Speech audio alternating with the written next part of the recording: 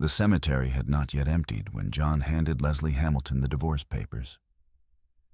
She was still in black, still holding condolences that had not finished being spoken. He chose that moment. In front of her mother's friends, in front of the family attorney Margaret Ellis, who said nothing. His voice was calm, final. He believed grief had stripped her of everything. Leslie did not argue. She did not cry. Her fingers rested briefly on the document, just long enough to notice the legal seal he did not understand. By the time he walked away, certain of his control, the truth had already moved beyond him. If you believe some moments reveal who people truly are, stay with this story. Tell me where you're watching from and what time it is for you right now.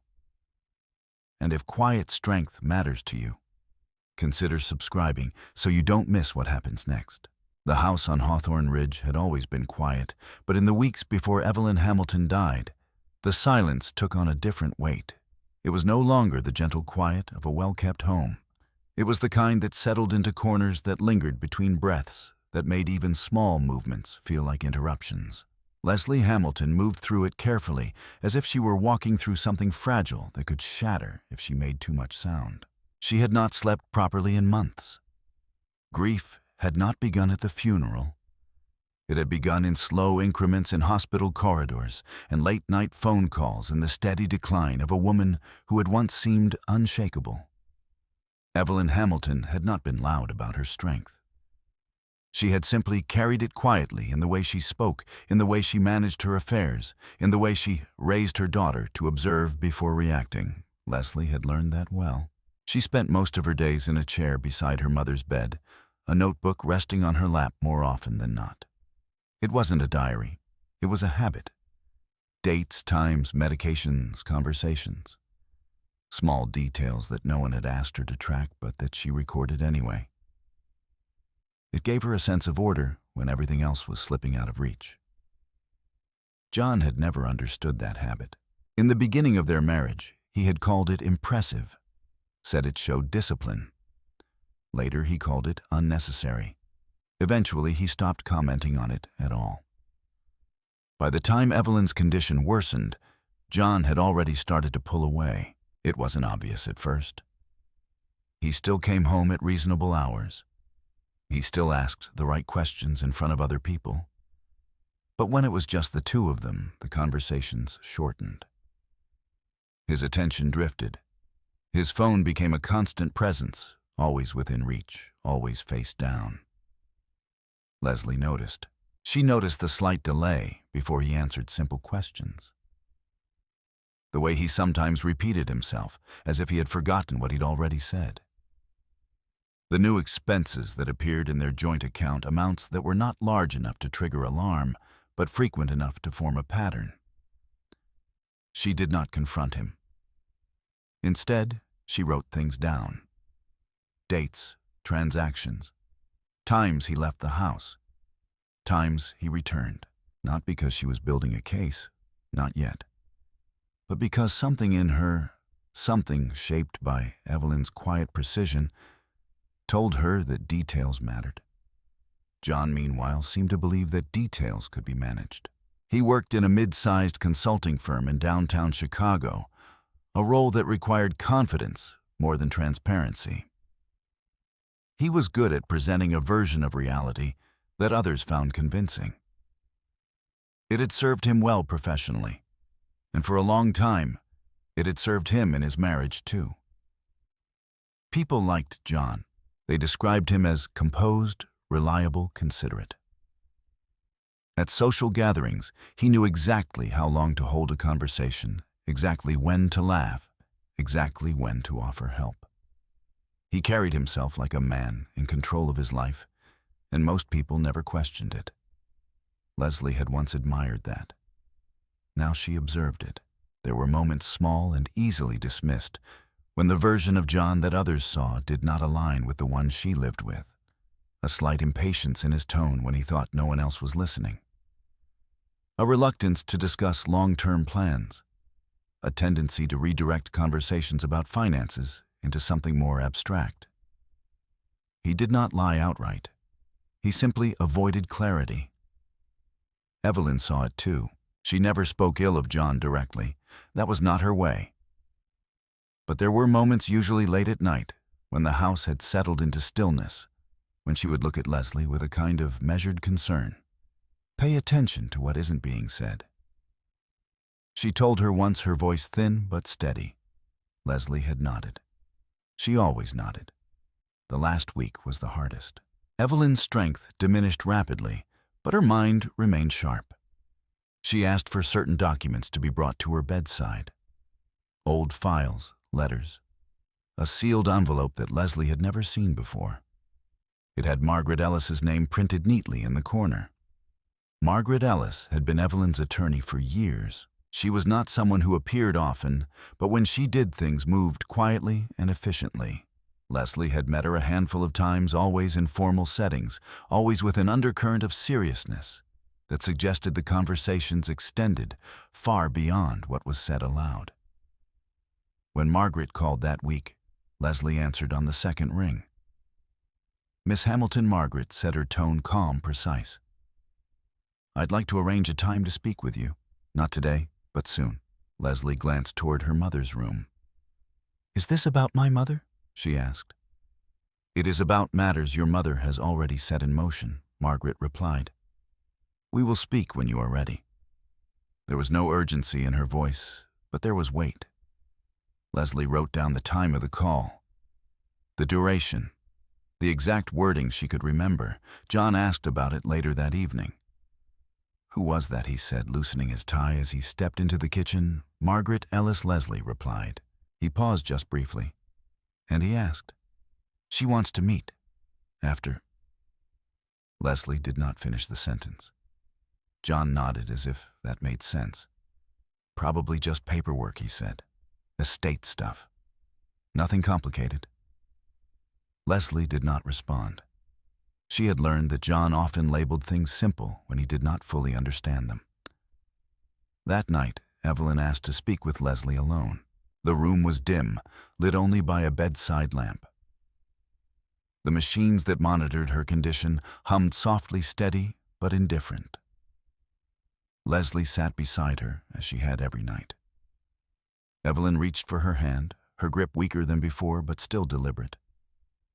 "Listen carefully," she said. Leslie leaned in. "Don't sign anything when you are grieving." The words were clear, measured. Leslie felt something shift, subtle but undeniable. "I won't," she said quietly. Evelyn held her gaze for a moment longer.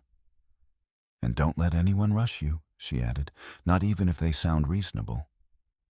Leslie nodded again, but this time the gesture carried more weight. There was a pause. Then Evelyn's eyes moved just slightly toward the nightstand. "The envelope," she said. Leslie followed her gaze. The sealed envelope lay where it had been placed earlier that day, untouched. "Keep it safe," Evelyn whispered. "You'll understand later."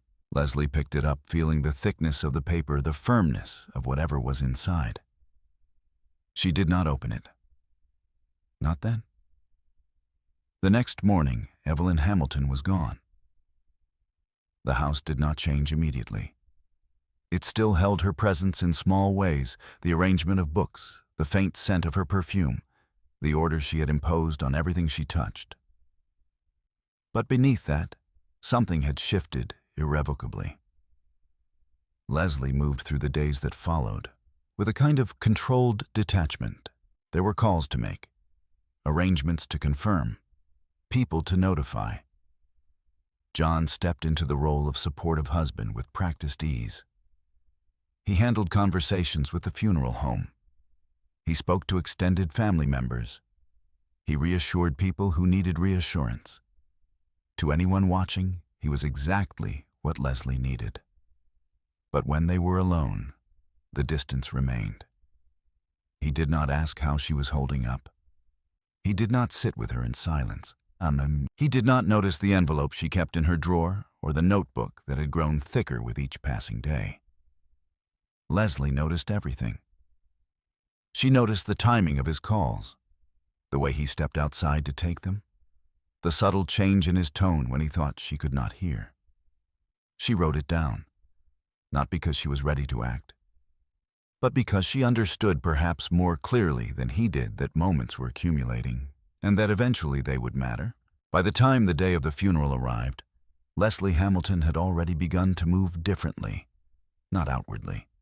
To everyone else, she was still the grieving daughter, composed but fragile, navigating a loss that had not yet fully settled. But beneath that, something had shifted into place. She was no longer just enduring what was happening to her. She was watching it, carefully, quietly, and without announcing it to anyone. Leslie Hamilton had already decided one thing: she would not be rushed. The first discrepancy Leslie noticed had not seemed important at the time.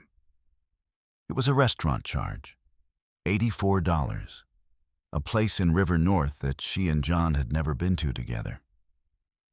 She might have dismissed it as a business expense, something routine, something explainable. John traveled across the city often, enough met clients, attended dinners that blurred into one another. It was part of his work. It was part of the life they had built. But it wasn't the charge itself that stayed with her. It was the timing. The transaction had been processed at 9:47 p.m. on a Tuesday night. Leslie had been at home with her mother helping Evelyn sit upright so she could breathe more comfortably. John had texted earlier that evening, saying he would be working late. That phrase had become familiar. Working late.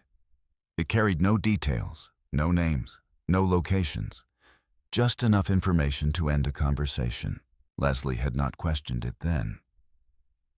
She had been too focused on her mother, on the rhythm of medication schedules, and the slow, deliberate movements required to make Evelyn comfortable. But later, when she reviewed the account statements, as she had begun doing more frequently, something about the charge lingered. So she wrote it down. Date, time, amount, location. She did not label it suspicious. She simply recorded it. A week later, there was another charge. Different restaurant, different amount, same time of night, again a Tuesday. Again, John had been working late. Patterns rarely announced themselves immediately. They emerged gradually through repetition. Leslie understood that. It was one of the things her mother had taught her without ever needing to say it directly. Look for what repeats, Evelyn used to say when Leslie was younger, reviewing schoolwork, or even something as simple as a grocery list. That's where the truth usually hides. Leslie had carried that lesson into everything she did. So she looked. She went back through the last 3 months of statements, moving carefully, methodically, as if she were assembling something fragile. There were no large, dramatic anomalies. Nothing that would trigger a bank alert or a confrontation. But there were patterns, small charges, repeated locations, consistent times. And then there were the transfers. They were less frequent but more deliberate. Amounts moved from their joint account into another account that Leslie did not recognize. Not large enough to raise immediate concern, but not insignificant either. She copied the numbers into her notebook. Dates, amounts, partial account references. She did not assume anything. Not yet. John came home later than usual that night. It was just after 11 when the front door opened. Leslie was in the living room, her mother asleep upstairs, the house dimly lit. "You're still up?" John asked, setting his keys down. "I was going over some things," Leslie replied. He glanced at the notebook in her lap. "You've been doing that a lot," he said, not unkindly, but not warmly either. "It helps," she said. He nodded as if that explanation satisfied him. "Long day," he added, loosening his tie. Leslie watched him for a moment. "Where were you?" she asked. The question was simple, neutral. John didn't hesitate. "Office," he said. "We had a client issue. Ran longer than expected." Leslie held his gaze for a fraction of a second longer than usual. "Which client?" she asked. It was a small deviation from her usual pattern. She did not often ask follow-up questions. John blinked just once. Reeves' account, he said, referring to Daniel Reeves, his longtime colleague and friend. You've heard me mention it. Leslie nodded. She had. Daniel Reeves had been part of John's professional life for years. He appeared in stories and phone calls and occasional dinners. He was a known variable, a convenient reference point. Leslie wrote the time down later. 11:06 p.m. John returned home. Said he was at the office. Reeves' account. She did not confront him with the restaurant charge. She did not mention the pattern. Instead, she continued to observe. A few days later, Daniel Reeves came over for dinner. It was the first time Leslie had seen him in weeks. He arrived with a bottle of wine, his demeanor easy, his smile practiced. He greeted Leslie warmly, asked about Evelyn, expressed the appropriate concern. "I'm sorry I haven't been by," Daniel said. "John's kept me pretty tied up with work." Leslie glanced at John. He was in the kitchen opening the wine. "It's been busy," John said over his shoulder. Leslie nodded. "Of course," she said. Dinner unfolded in the usual way. Conversation moved between safe topics, work, the city, mutual acquaintances. Daniel spoke easily, but there were moments when his words didn't quite align with what John had said before. Nothing obvious, just small inconsistencies. A meeting that John had described as internal was mentioned by Daniel as having been canceled. A project timeline shifted slightly depending on who was speaking, details that most people would overlook. Leslie did not overlook them. She asked no pointed questions. She simply listened. At one point, while John stepped away to take a call, Daniel leaned back in his chair, exhaling. "He's been pushing himself pretty hard lately," Daniel said almost to himself. Leslie met his eyes. "In what way?" she asked. Daniel hesitated. "Just trying to get ahead, I guess," he said. "You know how he is." Leslie held his gaze for a moment longer. "Yes," she said. "I'm starting to." Daniel looked away first. When John returned, the conversation shifted again back to safer ground. Later that night, after Daniel had left and the house had settled back into its familiar quiet, Leslie sat with her notebook. She wrote down everything she could recall: phrases, timelines, inconsistencies. Not because she was preparing to accuse anyone, but because something in her told her that clarity would matter later. Upstairs, Evelyn stirred in her sleep. Leslie closed the notebook and went to her. She adjusted the blankets, checked the monitors, moved with the practiced care she had developed over months of quiet vigilance. Evelyn's eyes opened briefly. "Leslie," she whispered. "I'm here," Leslie said softly. Evelyn studied her face, as if searching for something beneath the surface. "You've always seen more than you say," she murmured. Leslie did not respond. It wasn't a question. It was an observation. Evelyn's hand found hers out again, her grip faint but intentional. "That's not a weakness," she added. "It's a kind of strength. But only if you use it." Leslie felt the words settle somewhere deep, somewhere steady. "I will," she said. Evelyn's eyes closed again, her breathing evening out. Leslie remained beside her for a long time, listening to the quiet rhythm of the room. When she finally returned downstairs, the house felt different. Not lighter, but clearer. She went back to the notebook and turned to a fresh page. At the top, she wrote a single word: patterns. Beneath it, she began to organize everything she had seen. Dates aligned in columns, transactions grouped by location, conversations cross-referenced with timelines, the restaurant charges, the late nights, the inconsistencies in John's explanations, Daniel's hesitations. Individually, none of it proved anything. Together, it suggested something. Leslie did not rush to define it. She understood instinctively that naming something too early could distort it. So she let it remain undefined. For now. John came downstairs a little after midnight, surprised to find her still awake. "You should get some rest," he said, his tone softer than usual. "I will," Leslie replied. He glanced at the notebook again, then back at her. "You don't have to carry everything on your own," he added. The words sounded right. They just didn't feel right. Leslie nodded anyway. "I know," she said. John seemed satisfied with that. He turned off the lights as he headed upstairs, leaving Leslie in the dim glow of a single lamp. She closed the notebook slowly, not because she was finished, but because she had gathered enough for the moment, enough to understand that something was shifting. Enough to know that the life she thought she understood was built on details she had not fully examined. And most importantly, enough to recognize that whatever John believed he was managing, he was leaving traces. Leslie Hamilton did not yet know where those traces would lead. But she knew with quiet certainty that they would lead somewhere. And when they did, she would be ready to see it clearly, without interruption, without assumption, and without being rushed. The last days of Evelyn Hamilton's life unfolded with a clarity that felt almost deliberate.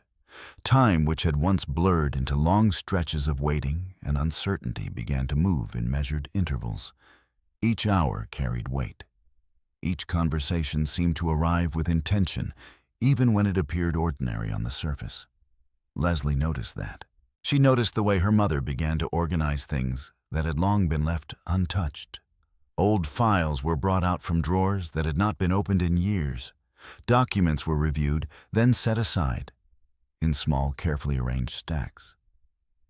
Nothing was rushed, but nothing was accidental either.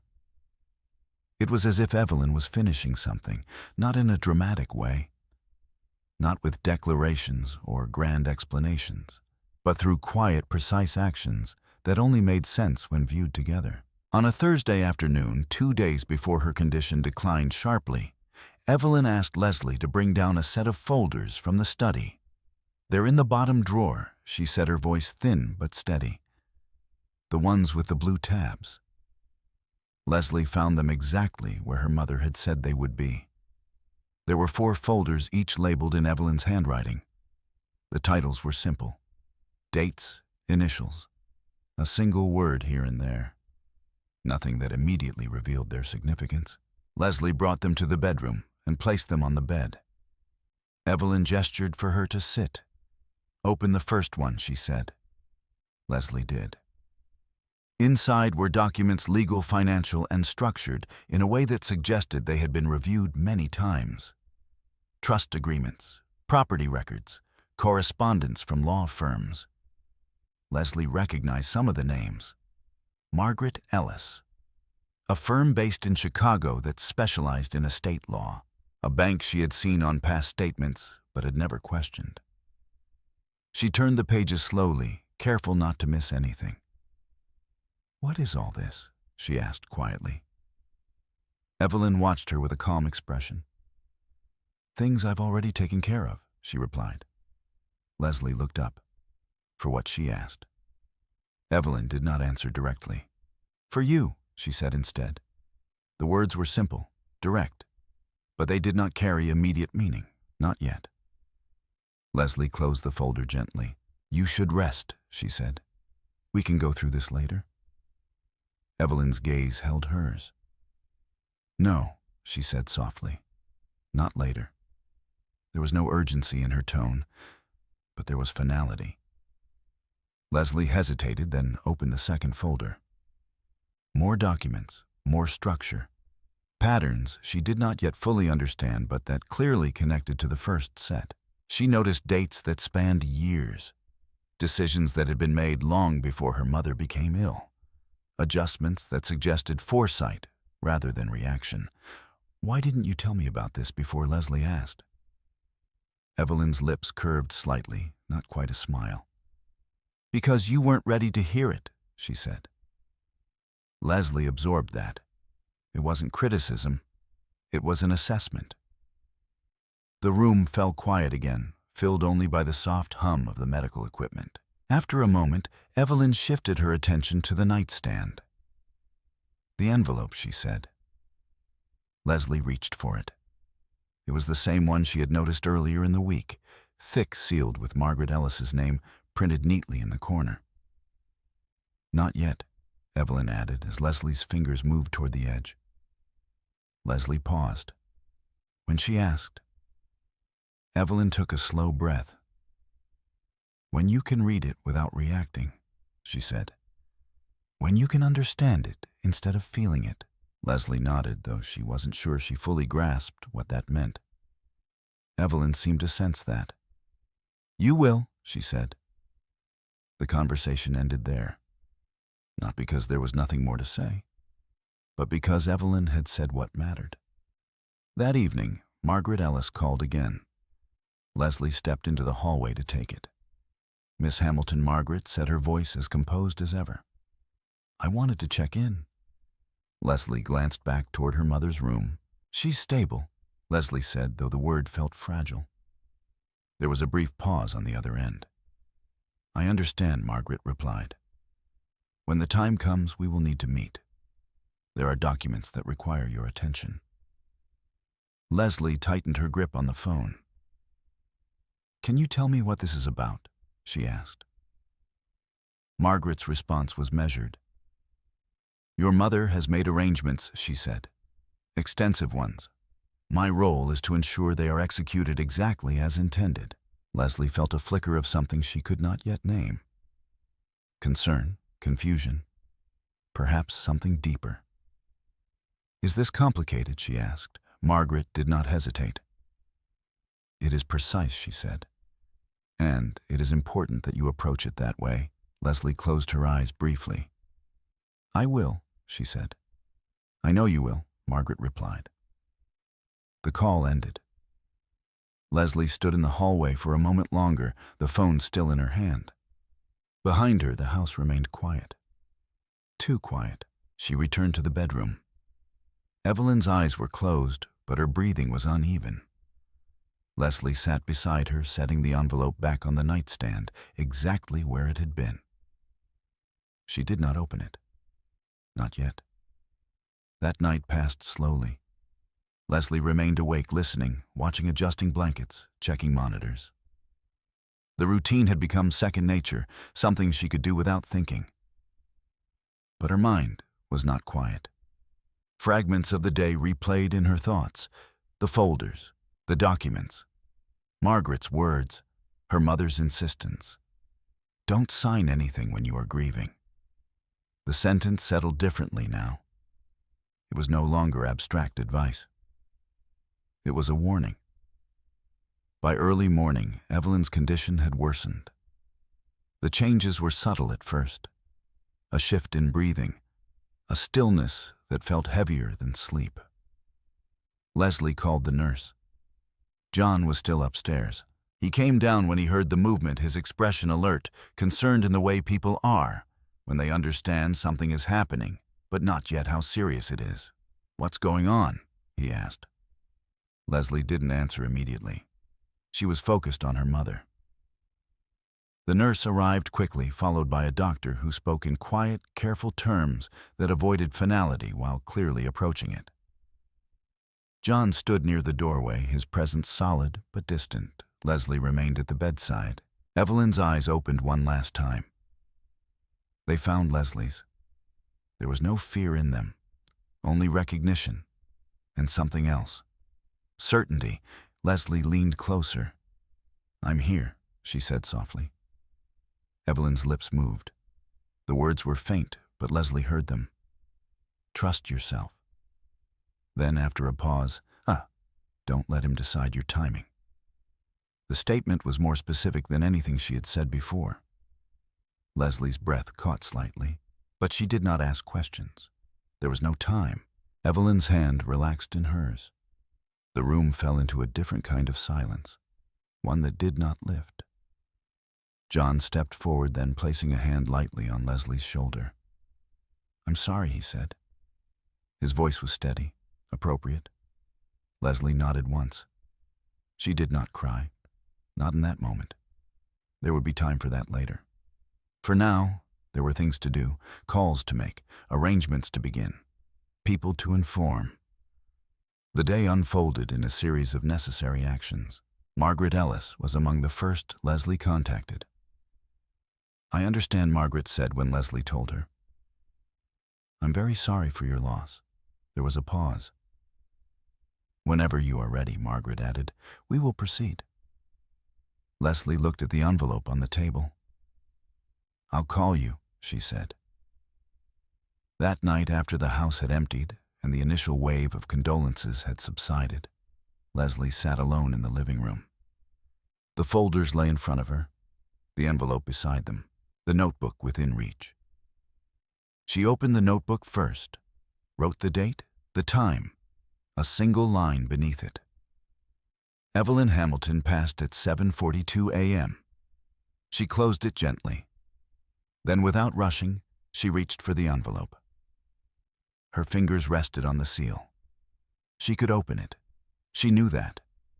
Everything in her life felt as though it was shifting, rearranging itself into something she had not yet fully seen. But she did not break the seal.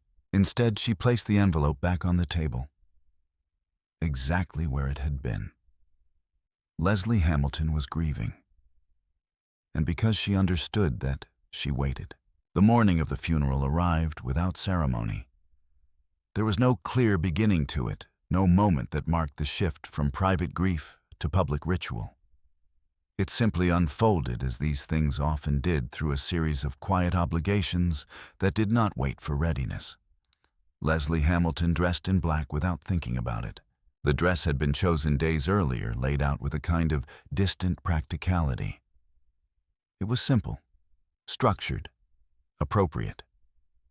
It carried no statement, no attempt to draw attention or deflect it. It was exactly what the day required. She moved through the house, slowly aware of every object she passed. The hallway still held the faint impression of footsteps that would no longer come. The study door remained slightly open, as it had been the night Evelyn asked for the folders. The living room was arranged for visitors who would arrive later, bringing condolences that would sound different but feel the same. John was already downstairs. He stood near the kitchen counter, speaking quietly on his phone. His tone was measured professional, as though he were managing a situation rather than participating in it. "Yes," he said. "We'll be there by 10. Thank you for handling that." He ended the call as Leslie entered. "You ready?" he asked. The question was routine. It did not account for the fact that readiness had nothing to do with it. Leslie nodded once. They left the house together, but not quite in sync. The drive to the cemetery passed in near silence. The city moved around them, indifferent to the weight of the day. Traffic lights changed. Pedestrians crossed streets. Life continued in its usual rhythm, unaffected by the absence that now defined Leslie's world. John drove. He kept his eyes on the road, his posture composed, his movements controlled. To anyone watching, he would have appeared exactly as he should, a husband guiding his wife through a difficult day. Leslie watched the passing streets. She did not speak. She did not reach for him. The distance between them was not physical. It had settled somewhere deeper, somewhere that no gesture could easily bridge. The cemetery was already filling when they arrived. Black coats, muted voices, the soft rustle of movement as people gathered in small groups, speaking in low tones that carried sympathy without intrusion. Leslie recognized many of the faces: neighbors, former colleagues of her mother, distant relatives. People who had known Evelyn in different ways at different times, each carrying their own version of who she had been. Margaret Ellis stood slightly apart from the others. She was dressed in dark, understated clothing, her posture straight, her expression composed. When her eyes met Leslie's, she gave a small, respectful nod. No words. None were needed. Leslie returned the nod, then moved forward. The service began with the quiet efficiency of practiced ritual. A minister spoke. Words about life, legacy, and memory were offered in a tone that balanced reverence with distance. Stories were shared, carefully chosen, polished in a way that made them accessible to everyone present. Leslie listened. But she also observed. She noticed who stood closest to the front, who remained at the edges, who spoke to John and how he responded. The way he placed a hand lightly at the small of her back when others approached, guiding her just enough to appear attentive. It was a performance, a subtle one, but consistent. Daniel Reeves arrived midway through the service. He slipped into a place near the back, his presence quiet but deliberate. When his gaze met Leslie's briefly, there was something in it, something uncertain, something that did not quite align with the ease he had shown at dinner days before. Leslie noted it. She noted everything. The ceremony moved toward its conclusion. The casket was lowered. Final words were spoken. People stepped forward one by one to offer condolences. "I'm so sorry for your loss. She was an extraordinary woman. If you need anything." The phrases varied slightly, but the meaning remained the same. Leslie responded with nods, with brief acknowledgments, with the kind of composure that did not invite extended conversation. John stood beside her, steady present, until the moment passed. It happened after the crowd had begun to thin, when the formal structure of the service gave way to smaller, less defined interactions. People lingered. Conversations stretched slightly longer. The boundaries between public and private blurred. John turned to Leslie. "Can we step aside for a moment?" he asked. His tone was calm, controlled. Leslie looked at him, then at the people still gathered nearby. She nodded. They moved a short distance away, not far enough to be unseen, but far enough to create the impression of privacy. Margaret Ellis watched from a distance. She did not intervene. John reached into his jacket. The motion was deliberate. He pulled out a folder.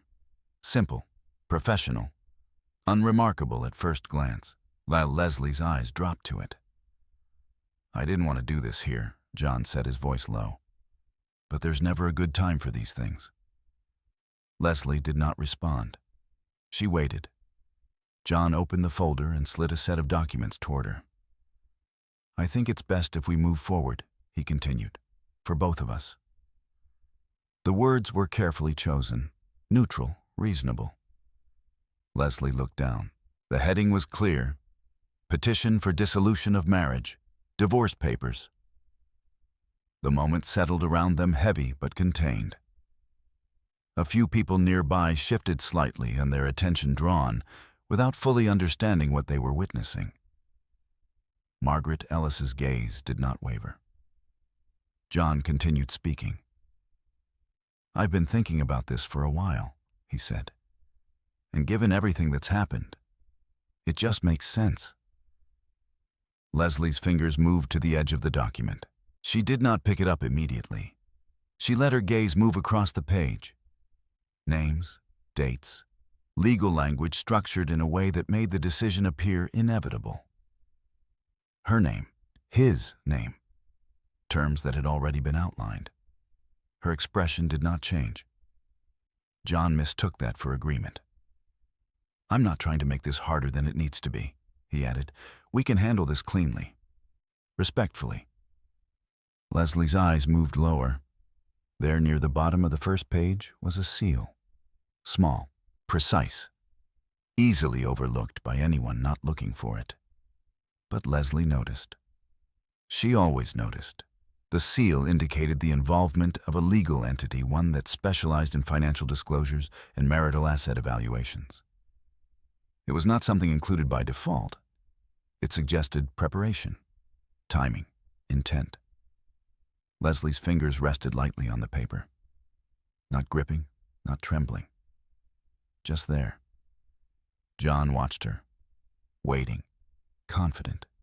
He believed he understood the moment. He believed grief had simplified it. That she would want to avoid conflict. That she would sign. Leslie lifted her eyes to meet his. There was no anger in them, no visible hurt, only stillness. Around them, the cemetery continued to empty. Voices faded. Footsteps receded. The world moved on, as it always did. Margaret Ellis took a single step forward, then stopped.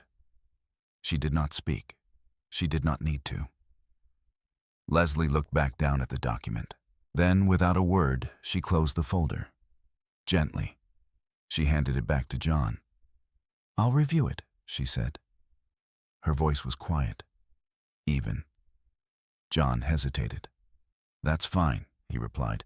"Just don't take too long." Leslie nodded once. No promise, no resistance, just acknowledgement. John took the folder, his expression composed, though something in his posture shifted slightly, almost imperceptibly. He had expected a different response, a quicker one. Leslie turned away before he could say more. She walked back toward the remaining group, her steps steady. Margaret Ellis met her halfway. "You don't have to decide anything today," Margaret said softly.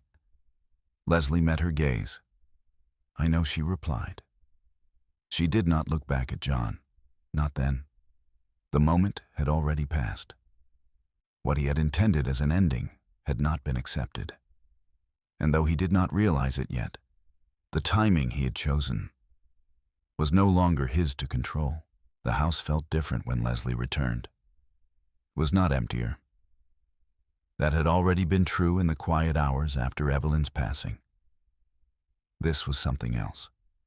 A shift in presence. A subtle reordering of space that came not from absence alone, but from the knowledge that something had changed beyond what could be seen. Leslie closed the front door behind her and stood there for a moment. The echo of the funeral still lingered in her mind, the measured voices, the careful condolences, the weight of John's words as he handed her the documents. But none of it followed her inside in the same way. Inside, there was stillness, and within that stillness, there was clarity. She removed her coat and placed it neatly on the rack, aligning it with the others. Her movements were deliberate, controlled. Nothing rushed, nothing careless. John entered a few seconds later. He set his keys down with a soft clink, his posture still composed, though the edges of his control seemed slightly less defined than they had been earlier. "You handled that well," he said. Leslie turned to face him. "In what way?" she asked. John shrugged lightly, as if the answer were obvious. "You didn't make a scene," he replied, "given everything that was the right approach." Leslie held his gaze for a moment. "I wasn't aware there was a scene to make," she said. John exhaled, a faint trace of impatience slipping through. "I just meant," he began, then stopped. "Look, we don't have to do this right now." Leslie nodded once. "No," she said, "we don't." She walked past him into the living room. The folders from her mother were still on the table, exactly where she had left them the night before. The envelope remained sealed, its presence quiet but persistent. Leslie sat down. She did not reach for the envelope immediately. Instead, she opened her notebook, wrote the date, the time, a brief summary of the interaction at the cemetery. John presented divorce papers, public setting, legal seal observed. No immediate signature. She closed the notebook gently. John remained standing near the doorway. "You said you'd review it," he said after a moment. "I will," Leslie replied. When he asked, Leslie looked up. "After I've reviewed everything else," she said. John frowned slightly. "What does that mean?" he asked. Leslie's gaze shifted briefly to the folders on the table. "It means there are other documents I need to understand first," she said. John followed her gaze. For the first time, he seemed to register the presence of the folders with more than passing awareness. "What are those?" he asked. "Things my mother left," Leslie said. John stepped closer. "Estate paperwork?" he asked. Leslie did not answer immediately. "Some of it," she said. John's expression relaxed slightly. "Then it shouldn't affect this," he said, gesturing vaguely toward where the divorce documents had been earlier. "We can keep things separate, clean." Leslie watched him. There was no defensiveness in her expression, no challenge, only observation. I'm not combining anything, she said. I'm understanding it. John opened his mouth, then closed it again. For a moment, it seemed as though he might push further. But he didn't. Fine, he said instead. Just don't let it drag on. Leslie nodded. I won't, she said. The conversation ended there. Not resolved, but paused. John turned and headed upstairs. His footsteps measured his presence, retreating into the upper level of the house. Leslie remained where she was. The silence returned. But it no longer felt heavy. It felt structured. She reached for the first folder, opened it again. This time, she read more slowly. Not just the headings, not just the names, but the language itself. Legal phrasing, clauses, conditions. She traced the structure of the documents, following the logic behind them, rather than reacting to their surface meaning. Trust agreements, asset allocations, designations that extended beyond simple ownership. The complexity was not overwhelming. It was deliberate. Each piece connected to another. Each clause referenced something else. It was not chaos. It was design. Leslie moved to the second folder. More of the same, but deeper. Layers of structure that suggested long-term planning, adjustments made over time, decisions that had been revisited and refined. Her mother had not simply accumulated assets. She had organized them, protected them, positioned them. Leslie's fingers paused on a page that referenced a date from several months earlier. A transfer. Significant. Quietly executed. She wrote it down, then another, and another. Patterns. Not the same kind she had observed in John's behavior. These were different. Intentional. Coherent. She set the folder aside and reached for the envelope. It felt heavier now. Not physically, but in meaning. Her mother's words returned to her. Don't sign anything when you are grieving. Read everything yourself. Leslie turned the envelope over in her hands. The seal remained intact. She could break it. She knew that. But she also understood something else now. Timing mattered, not just in action, but in understanding. She placed the envelope back on the table, unopened. Then she reached for her phone, scrolled through her recent calls. Margaret Ellis's number was there. She pressed it. The line rang once, twice, then connected. Margaret Ellis, the voice answered. It's Leslie Hamilton, she said. There was a brief pause. Miss Hamilton, Margaret replied. I was expecting your call. Leslie glanced at the folders. I've started reviewing the documents, she said. And Margaret asked. They're extensive, Leslie replied. Margaret's tone remained even. Yes, she said. They are. Leslie took a slow breath. There's an envelope, she said, with your name on it. I'm aware, Margaret replied. Should I open it? Leslie asked. There was no immediate answer. When Margaret spoke, her words were precise. Only if you are prepared to read it without reacting, she said. Leslie's gaze moved to the envelope again. I understand, she said. Do you? Margaret asked, not unkindly. Leslie considered the question. Yes, she said after a moment. I think I do. Margaret did not challenge that. Then we should meet, she said. In person. There are elements that will require explanation. When Leslie asked. Soon, Margaret replied. But not today. Today is not for decisions.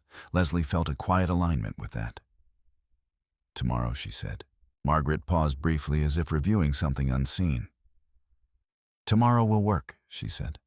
My office, 10 a.m. I'll be there, Leslie replied. The call ended. Leslie set the phone down. The room remained still. Upstairs, she could hear faint movement, John pacing perhaps, or making calls of his own. She did not go to him. She did not announce her plans. Instead, She returned to the table, to the folders, to the structure her mother had left behind. She opened her notebook again, wrote a new heading, Estate Preliminary Review. Beneath it, she began to list trust structures multiple, transfers recent significant, legal oversight, Margaret Ellis. Her handwriting remained steady, even, controlled. This was no longer just about grief. It was about understanding. And understanding required time. John had chosen his moment carefully. At the cemetery, in public, under the weight of loss. He had believed that timing would work in his favor. Leslie understood that now. But she also understood something else. Timing was not something that could be owned. Not completely. Not if someone else chose not to follow it. She closed the notebook, looked once more at the envelope, then at the folders, then at the quiet space around her. Leslie Hamilton did not rush. She did not react. She did not allow the moment to dictate her response. Instead, she did something far more deliberate. She waited. And in that waiting, the balance of control began quietly to shift. Margaret Ellis's office occupied the 12th floor of a building that did not try to impress. It was not new. It was not architecturally striking. There was no polished marble lobby or sweeping glass facade, but everything about it suggested permanence. Quiet, established, and deliberate, much like the woman who worked inside. Leslie arrived 10 minutes early. She had not rushed. She had woken before sunrise, moved through her morning with the same measured control she had begun to rely on, and left the house without announcing where she was going. John had still been upstairs. She had heard movement, but no attempt to stop her. That too, she noted. The receptionist greeted her with a polite nod and a name already expected. "Miss Hamilton, Miss Ellis is ready for you." Leslie followed her down a narrow hallway lined with framed documents, certifications, legal acknowledgments, years of quiet authority displayed without excess. Margaret Ellis stood when Leslie entered. "Miss Hamilton," she said. Margaret Leslie replied. There was no handshake at first, just a brief moment of acknowledgement, an understanding that the conversation ahead would not be casual. Margaret gestured to a chair across from her desk. "Please," she said. Leslie sat. The office was organized with the same precision she had seen in the documents. Nothing unnecessary, nothing out of place. A single stack of files sat on the desk, aligned perfectly with its edge. The envelope was there, the same one Leslie had kept sealed. Margaret noticed her glance. "You brought it," she said. Leslie nodded. "I didn't open it," she added. Margaret's expression did not change, but something in her posture shifted slightly, almost imperceptibly. That was the correct decision, she said. Leslie rested her hands in her lap. "I've reviewed the folders," she said, "as much as I could understand on my own." Margaret inclined her head. "And what do you understand?" she asked. Leslie considered the question carefully. "That my mother didn't just leave assets," she said. "She structured them." Margaret's gaze held hers. "Yes," she said. Leslie continued. "That there are multiple trusts. That transfers have already been initiated. That some of those transfers happened recently." Margaret folded her hands on the desk. "Correct," she said again. Leslie took a slow breath. "And that I don't yet understand the full scope of it," she added. Margaret allowed a brief pause. "That is also correct," she said. There was no judgment in her tone, only clarity. Margaret reached for the envelope. She did not open it immediately. Instead, she placed it between them. "This document," she said, "is not an introduction. It is a confirmation." Leslie's gaze remained steady. Of what she asked. Margaret looked at her for a moment longer than before, as if measuring not just the question, but the readiness behind it. "Of control," she said. The word settled into the room. not loudly, but with weight. Leslie did not react outwardly. What kind of controls, she asked. Margaret opened the envelope. The motion was smooth practiced.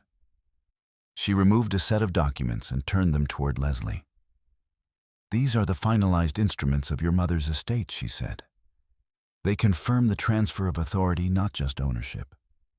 Leslie leaned forward slightly. Her eyes moved across the page. Legal language, structured, precise. But now with context. She understood more. Primary beneficiary, she read quietly. Successor trustee. Controlling interest. The phrases connected. Margaret watched her. Your mother anticipated this transition years ago, she said. She updated the structure periodically, but the intent remained consistent. Leslie turned a page. Effective date, she said. Her voice did not change, but her focus sharpened. Margaret nodded. Yes, she said. That is important. Leslie read the date again. It was recent, very recent. Before the funeral, Leslie said. Before the funeral, Margaret confirmed. The timing aligned, not with John's actions, but against them. Leslie continued reading. The numbers appeared next, not as a single figure, but as a network of valuations, properties, holdings, equity positions. Each one listed, categorized, protected. The total was not stated outright. It did not need to be. Leslie understood. Approximately $650 million. Structured, shielded, transferred. She sat back slightly, not in shock, not in disbelief, but in recognition. My mother knew, she said. It was not a question. Margaret did not soften the answer. She understood the risks, she said. From John, Leslie asked. Margaret did not hesitate. Yes. The word did not carry accusation. It carried conclusion. Leslie absorbed that. She looked back at the documents. What does this mean for him? She asked. Margaret's tone remained even. It means he has no claim to these assets, she said. None. They are not part of the marital estate. Leslie's gaze lifted. Even if he tries, she asked. He can try, Margaret said, but the structure is designed to withstand that. Leslie nodded slowly. Her mind moved through the implications. John's timing, the divorce papers, the pressure to sign. He thought this would be simple, she said. Margaret's expression did not change. Many people do, she replied. There was no satisfaction in her voice, no sense of victory, only fact. Leslie turned another page. There were additional clauses, protective measures, conditions that activated under specific circumstances. She traced them carefully. Why didn't she tell me directly? Leslie asked. Margaret considered the question. Because knowledge changes behavior, she said. And your mother needed your behavior to remain unchanged until the structure was complete. Leslie understood that. If she had known earlier, she might have acted differently, spoken differently, revealed something John might have noticed. Margaret continued. She trusted you to observe, she said. But she also understood that observation is most effective when it is not influenced by expectation. Leslie's fingers rested on the edge of the document. She wanted me to see clearly, she said. Yes, Margaret replied. And not react too soon, Leslie added. Yes. The room fell quiet again, but it was no longer the silence of uncertainty. It was the silence of alignment. Leslie closed the document, not abruptly, carefully. What do I do now? She asked. Margaret did not answer immediately. Instead, she asked a question of her own. What do you want to do? She said. Leslie did not respond right away. She considered the question, not emotionally, but structurally. There's a process, she said. Yes, Margaret replied. And I follow it, Leslie added. Margaret inclined her head. That would be advisable, she said. Leslie nodded. Her posture remained composed, her expression unchanged. But something had settled into place. Not power, not yet, but understanding. And understanding carried its own weight. She gathered the documents, aligned them carefully, placed them back into the envelope. "John gave me divorce papers yesterday," she said. Margaret did not appear surprised. "I assumed he might," she replied. Leslie held the envelope in her hands. "He wanted me to sign quickly," she said. Margaret's gaze remained steady. "And will you?" she asked. Leslie looked at her. Then after a brief pause, she answered, "I will review everything she said." The response was precise. Margaret nodded. "That is the correct approach," she said. Leslie stood. The meeting had not been long, but it had been exact. Everything that needed to be said had been said. Margaret walked her to the door. "If you need anything," she said, "you contact me directly." "I will," Leslie replied. She stepped into the hallway. The same framed documents, the same quiet structure. But now she moved through it differently, not as someone seeking answers, but as someone who had begun to understand them. Outside, the city moved as it always did, unaware, unchanged. Leslie paused for a moment before heading toward her car. She did not open the envelope again. She did not call John. She did not make any immediate decisions. Instead, she stood there, holding the weight of what had been revealed, and recognizing with quiet certainty that the moment John had chosen was already behind him. John noticed the change before he understood it. It was not something Leslie said. It was not something she did, at least not in any obvious way. It was the absence of what had once been predictable. She no longer moved around him in quiet accommodation. She no longer adjusted the rhythm of her day to match his. She no longer filled silence with explanations that made things easier for him to manage. She simply continued, as if something had been decided not in words, but in structure. John first felt it that evening. Leslie returned home at her usual time, not early, not late. She placed her keys in the same place, removed her coat with the same measured care, and walked into the living room without acknowledging him immediately. He was at the dining table, his laptop open, a glass of water untouched beside it. "You were out," he said. Leslie glanced at him briefly. "Yes," she replied. No elaboration. John waited. When none came, he closed the laptop halfway, where he asked. Leslie set her bag down. "I had a meeting," she said. "With who?" he pressed. Leslie paused just long enough for the question to settle. Then she answered, "Margaret Ellis." John leaned back slightly.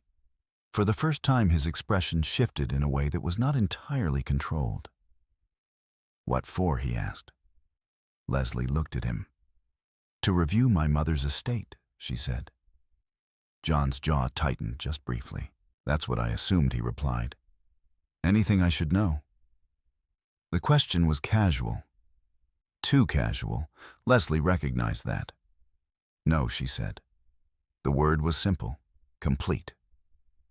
John held her gaze for a moment longer. "You're being very reserved about all this," he said. Leslie did not react to the tone. "I'm being careful," she replied. John exhaled. "Careful about what?" he asked. Leslie moved past him toward the kitchen.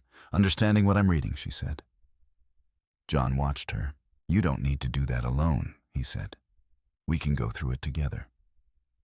Leslie turned slightly, just enough to meet his eyes. "I will go through it," she said. "And then I'll decide what needs to be discussed." The distinction was subtle, but deliberate. John recognized it, and did not like it. "That's not how this works," he said, his voice tightening. Leslie set a glass on the counter. "That depends," she said. "On what?" he asked. Leslie looked at him fully now. "On what belongs to both of us," she said. "And what doesn't?" The words were quiet, but they landed. John's posture shifted again. He stood. "Are you suggesting something?" he asked. Leslie shook her head once.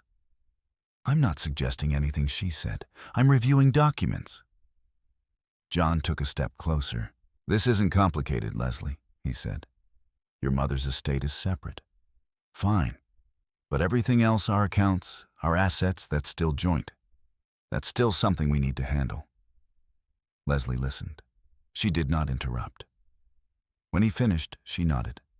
I agree, she said. John blinked, caught slightly off guard by the lack of resistance. Then what's the issue, he asked.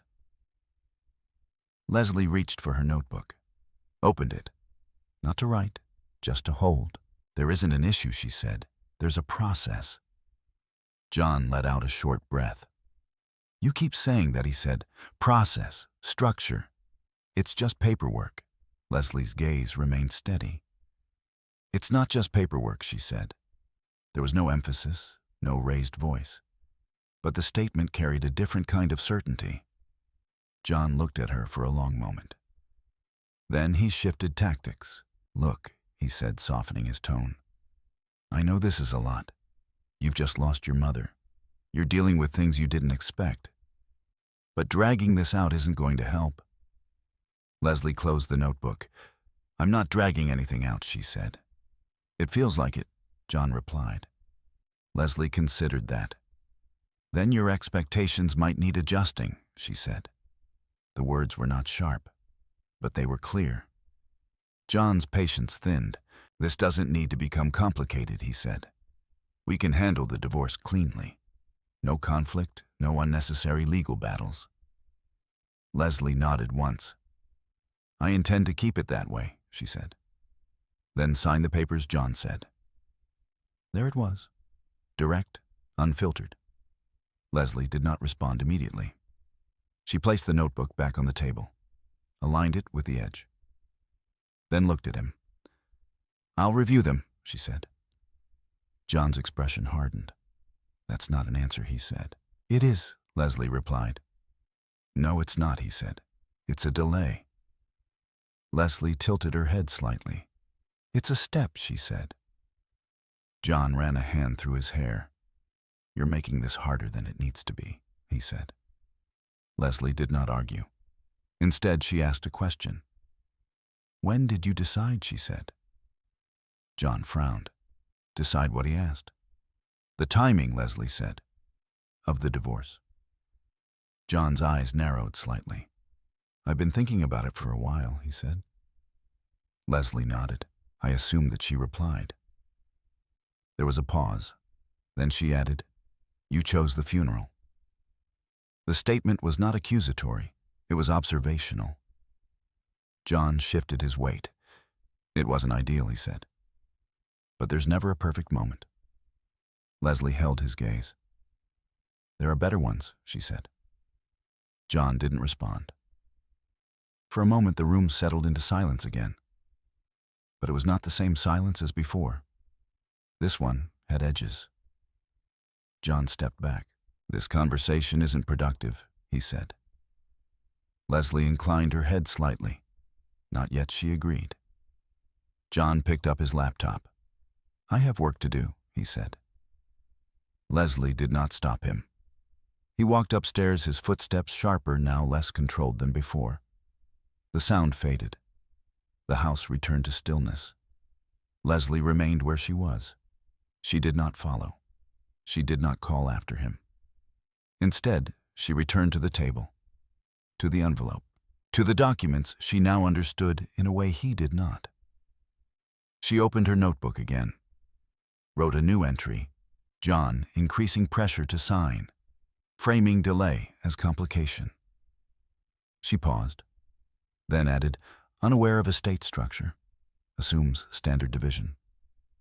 She closed the notebook, set it aside, then reached for her phone, scrolled through recent financial alerts, opened one, a transfer, small, recent, from their joint account, to an external account she had already noted.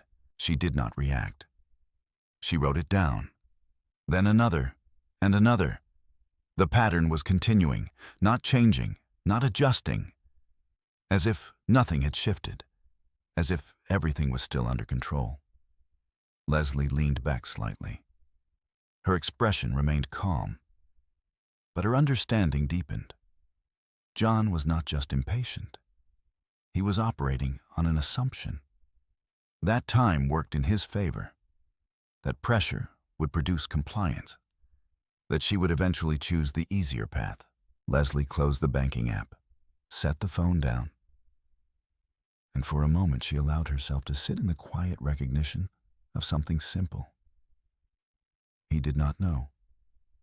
Not about the estate, not about the structure, not about the fact that the foundation beneath his expectations had already moved.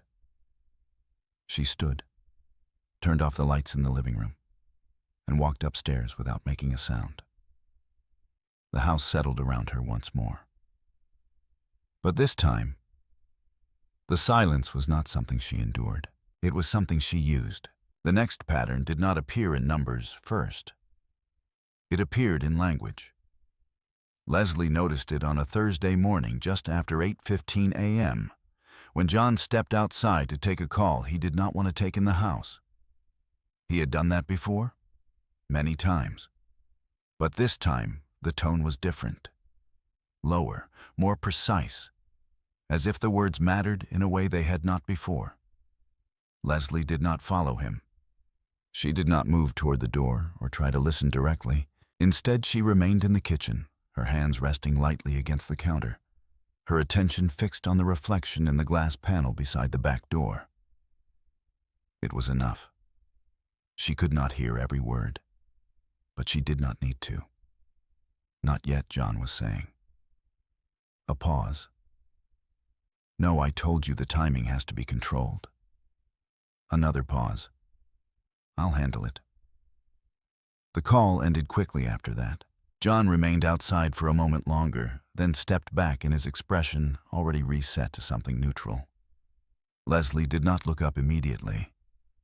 She poured herself a glass of water, counted 3 seconds, then turned. "Everything okay?" she asked. John nodded. "Yeah," he said. "Just work." Leslie held his gaze. "For the Reeves account?" she asked. The question landed softly, but it landed. John blinked once. "Yeah," he said. "Something like that." Leslie nodded. She did not press further. Instead, she picked up her notebook and wrote 8:15 a.m. call outside. Timing has to be controlled, not Reeves' tone. She closed the notebook. The pattern was shifting, not in volume, but in clarity. Later that afternoon, Leslie met Margaret Ellis again. This time, the meeting was shorter, more focused. They sat across from each other with a single file open between them. Margaret tapped a section of the document. "These are the accounts we discussed," she said. "The ones fully separated from any marital structure." Leslie nodded. "I understand those," she said. Margaret slid another document forward. "These are the ones that are not," she added. Leslie leaned in slightly. The difference was immediate. Joint accounts, shared access, lines that connected her name to John's. "These are the ones at risk," Margaret said. Leslie's eyes moved across the page. Transaction histories, recent movements, patterns she had already begun to track on her own. "I've seen some of these," she said. Margaret looked at her. How, she asked. Leslie reached into her bag and placed her notebook on the table. Opened it, turned it toward Margaret. Dates, amounts, notes. Margaret studied it for a moment, then looked back up. "You've been documenting," she said. Leslie nodded. "For a while," she replied. Margaret closed the notebook gently. "That's useful," she said. Leslie waited. Margaret tapped the document again. "These transfers," she said. "They're structured to avoid attention, small enough to pass under standard review thresholds, frequent enough to accumulate." Leslie did not react outwardly. "But not random," she said. Margaret nodded. "Not random," she confirmed. Leslie's gaze sharpened slightly. "Do we know where they're going?" she asked. Margaret reached for another page. Partially, she said. The destination account is not in your name. Leslie absorbed that. Is it in his? She asked. Margaret shook her head. No, she said. It's registered under a separate entity. Leslie leaned back slightly. A business? She asked. Margaret's expression remained neutral. Possibly, she said. Or a personal holding structure. We're still verifying. Leslie's fingers rested on the edge of the table. Does he know we're looking at this? She asked. Margaret met her eyes. No, she said. Leslie nodded once. Good, she said. There was no emotion in the word, just alignment. Margaret closed the file. You need to be careful with timing, she said. If he senses resistance too early, he may accelerate his actions. Leslie understood. He already is, she said. Margaret paused. What makes you say that? She asked. Leslie considered her answer. He's pushing for signatures, she said. Framing delay as complication, trying to control the pace. Margaret nodded slowly. That fits, she said. Leslie closed her notebook. What's the risk if I sign now? She asked. Margaret did not hesitate. You formalize the separation before securing all necessary protections, she said, which could limit your ability to challenge certain transactions. Leslie's gaze did not waver. And if I don't? She asked. You retain leverage, Margaret replied. The word settled between them. Leverage. Not power. Not yet. But potential. Leslie nodded. Then I don't, she said. Margaret inclined her head. That would be my recommendation, she said. The meeting ended shortly after. No unnecessary discussion. No emotional framing. Just decisions. When Leslie returned home, the house was quiet. John was not there. She did not check his location. She did not call. Instead, she went to the table, opened her notebook, wrote, Margaret confirms pattern, external account, not random. She paused, then added, recommendation do not sign, maintain leverage. She closed the notebook, then reached for her phone, opened the banking app again. Another transfer. That day, small, consistent.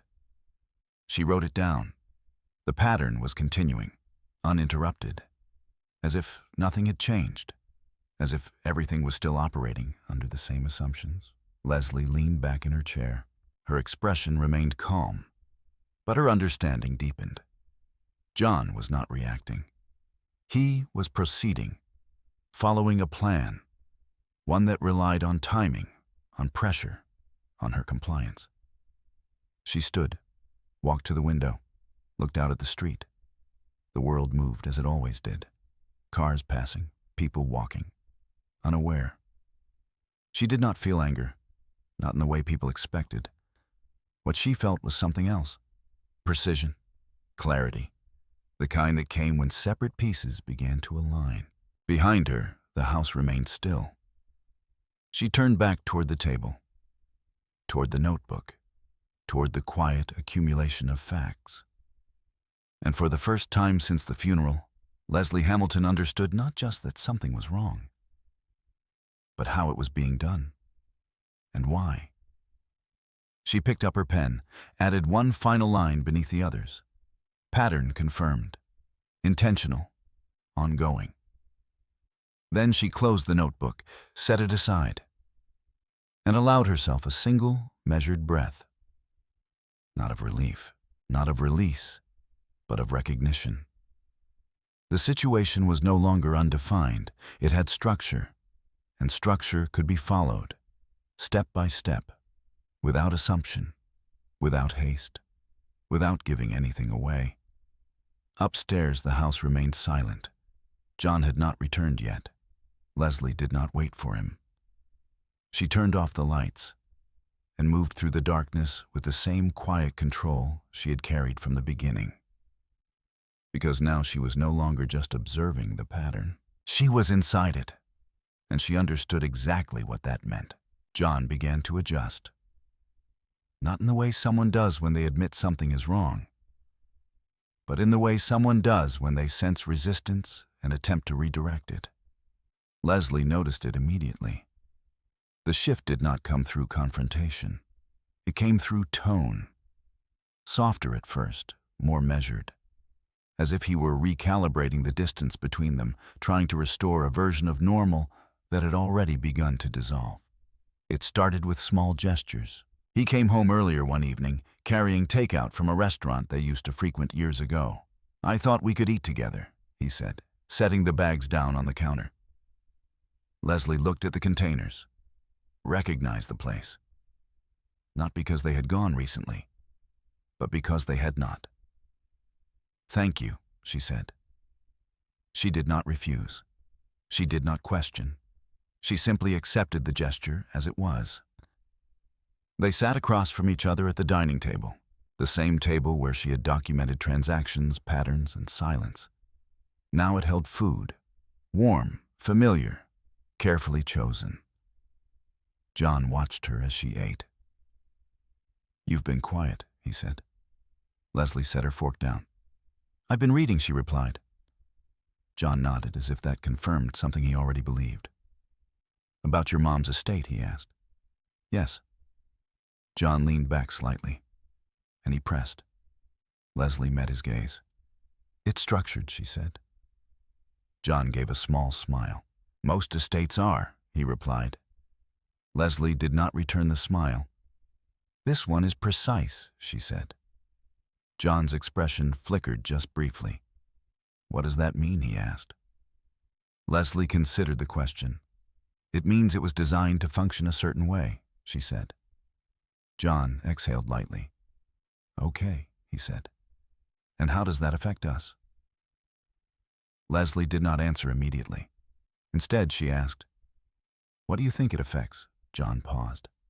It was a small hesitation, but it was there. "I think it means we should keep things clean," he said. "Separate what's yours from what's ours. Avoid complications." Leslie nodded once. "That's consistent with what I've been told," she said. John leaned forward slightly. "Then we're on the same page," he said. Leslie picked up her glass of water, took a small sip, then set it back down. "Not entirely," she said. John's jaw tightened. "In what way?" he asked. Leslie's voice remained even. "In the timing," she said. John's gaze sharpened. "We've already talked about that," he said. "There's no perfect moment." Leslie held his gaze. "No," she said. "But there are strategic ones." The words settled differently. John did not respond immediately. Leslie continued. "You chose a moment when you expected a certain outcome," she said. John's expression hardened. "That's not fair," he said. Leslie did not react to the tone. "It's accurate," she replied. The silence that followed was not comfortable. It was not explosive either. It simply existed. John broke it first. "I didn't do anything wrong," he said. Leslie did not argue. "I didn't say you did," she replied. John leaned back. Frustration moved through his posture, now less controlled than before. "Then what are you implying?" he asked. Leslie looked at him steadily. "That timing matters," she said. John exhaled sharply. "You're overanalyzing this," he said. Leslie did not respond to that. Instead, she reached for her notebook, opened it, not to write, just to hold. John watched the movement. "You've been doing that a lot," he said. "It helps," Leslie replied. "With what?" he asked. Leslie closed the notebook. "Clarity," she said. John shook his head slightly. "This isn't a case study," he said. "It's our life." Leslie met his eyes. "That's why it matters," she said. John stood. The conversation had reached a point he could no longer manage, through tone alone. "I'm trying to handle this reasonably," he said. Leslie nodded. "I can see that," she replied. "Then meet me halfway," he said. Leslie considered the request, then asked, "What does halfway look like to you?" John hesitated. Signing the papers, he said. The answer came quickly. Too quickly. Leslie absorbed that. That's not halfway, she said. John's frustration sharpened. It's resolution, he replied. Leslie shook her head once. It's timing, she said. The distinction remained. Unmoved. John looked at her for a long moment. Then he shifted again. Not in tone, but in approach. Do you trust me? He asked. The question landed differently. It was not about documents, not about structure. It was about something else. Leslie did not answer immediately. She considered the question with the same care she had given everything else. Then she said, I trust what I can verify. John's expression changed. Not dramatically, but enough. That's not what I asked, he said. It's the answer I have. Leslie replied. The silence returned. He did not push further, not in that moment. Instead, he picked up his jacket. I'm going out, he said. Leslie nodded. She did not ask where. She did not need to. The pattern would show it. The door closed behind him. The house settled. Leslie remained at the table. She opened her notebook, wrote, dinner shift in tone. Attempt to reframe, emphasis on timing. Direct push for signature. She paused, then added, question, do you trust me? Response redirected to verification. She closed the notebook, set it aside, then reached for her phone, opened the banking app. There it was. Another transfer. Small, consistent. She wrote it down. Then another, from earlier that week. She wrote that too. The pattern had not stopped, not even briefly. Not during the conversation, not during the dinner, not during the attempt to soften the situation. Leslie leaned back. Her expression remained calm. But something in her understanding settled into place with greater certainty. John was not reacting to her behavior. He was continuing his own. Parallel, uninterrupted. As if the two were not directly connected, she stood, walked to the window again, looked out at the dark street. Cars passed, lights shifted.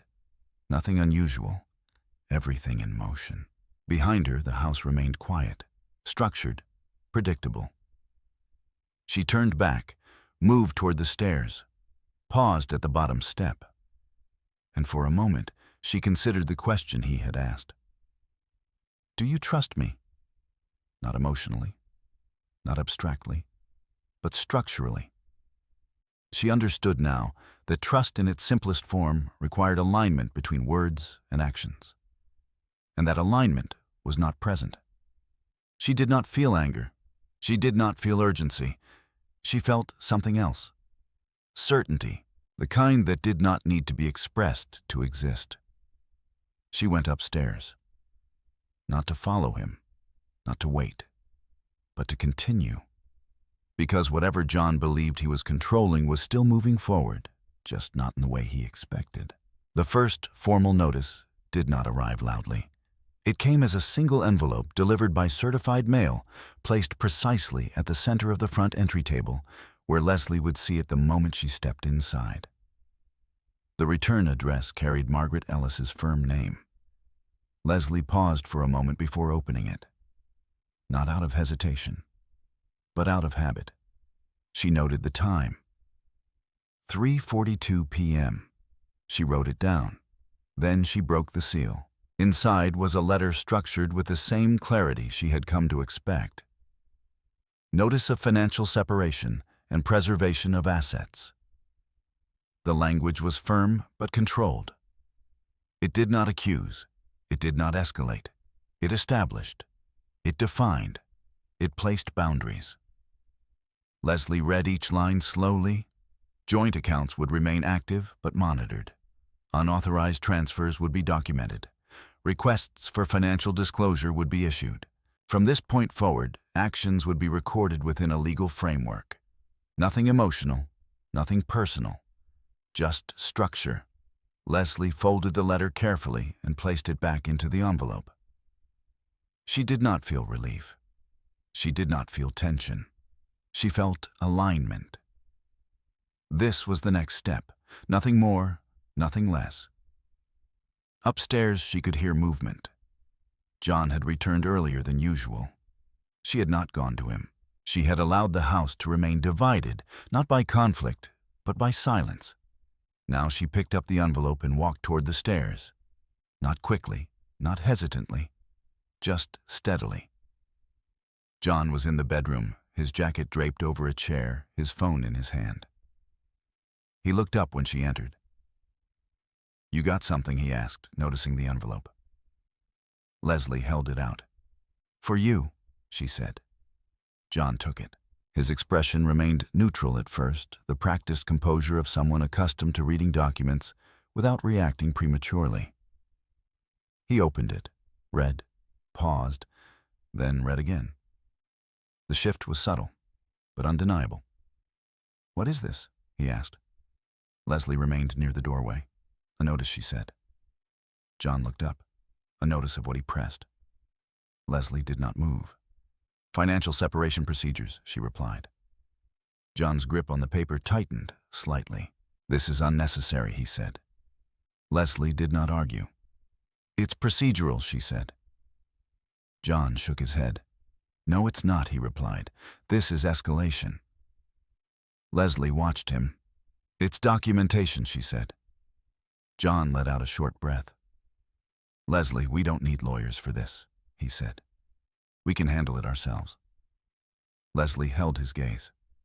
"We are handling it," she said. The distinction was clear. John stepped forward. "This changes things," he said. Leslie did not respond immediately. Then, "It clarifies things," she said. John ran a hand through his hair. "This is exactly what I was trying to avoid," he said. "Complications, legal back and forth. We agreed to keep this clean." Leslie nodded once. "I intend to," she said. "Then why this?" he demanded, lifting the paper slightly. Leslie's voice remained even. "Because there are transactions that need to be reviewed," she said. The room stilled. John's expression shifted again. "Transactions," he repeated. Leslie did not look away. "Yes," she said. John's eyes narrowed slightly. "What transactions?" he asked. Leslie did not answer directly. "Recent ones," she said. John held her gaze. For a moment it seemed as though he might deny it outright.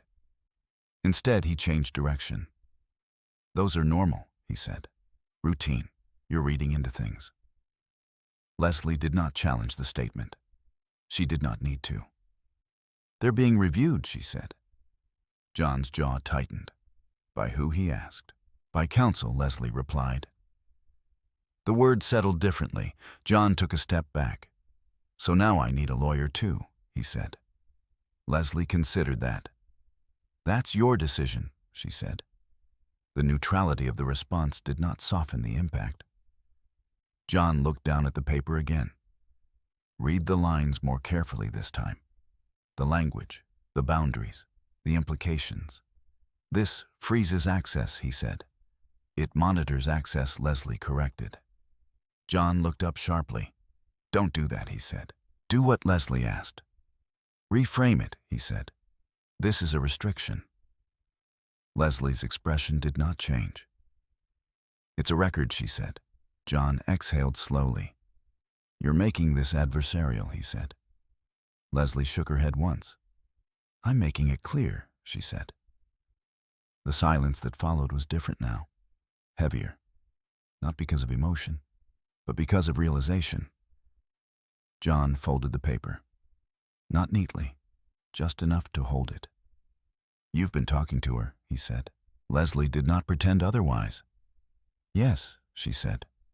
"For how long?" he asked. Leslie considered the question. "Long enough to understand what I'm looking at," she replied.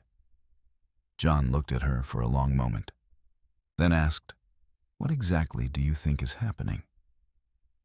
Leslie did not answer immediately. She walked to the desk, placed her notebook down, opened it, turned it toward him. Dates, amounts, patterns, documented, consistent. John looked at the pages. His expression did not collapse. It adjusted. He was processing, calculating. "These are assumptions," he said. Leslie shook her head slightly. "They're records," she said. John closed the notebook, pushed it back toward her. "You don't have the full picture," he said. Leslie met his eyes. "That's why I'm not signing anything," she replied. The statement landed. Firm, final. John stepped back again. For the first time, there was a visible gap between expectation and reality. "You think I'm doing something wrong," he said. Leslie did not answer that. Instead, she said, "I think I need to understand everything before I agree to anything." John's gaze held hers. "And until then," he asked. Leslie closed the notebook. "Until then," she said, "we follow the process." The word returned. Process. John looked down at the paper in his hand, then back at her. "You're not who I thought you were," he said. Leslie considered that, then answered quietly, "I don't think you were paying attention." The room fell silent. Not abruptly, but completely. John did not respond. Not immediately. He turned away, walked toward the window, stood there, the paper still in his hand. Leslie did not move. She did not press. She did not add anything further. She had said enough, more than enough. After a moment, she turned and walked out of the room, left him there, with the notice, with the records, with the space between what he believed and what was now in front of him. Downstairs, the house felt the same, quiet, ordered, unchanged, but something within it had shifted, not loudly, not dramatically, just enough. Leslie returned to the table, sat down, opened her notebook again, wrote, "Notice delivered. Response resistance reframing partial acknowledgement." She paused, then added, "Shift observed. Awareness beginning."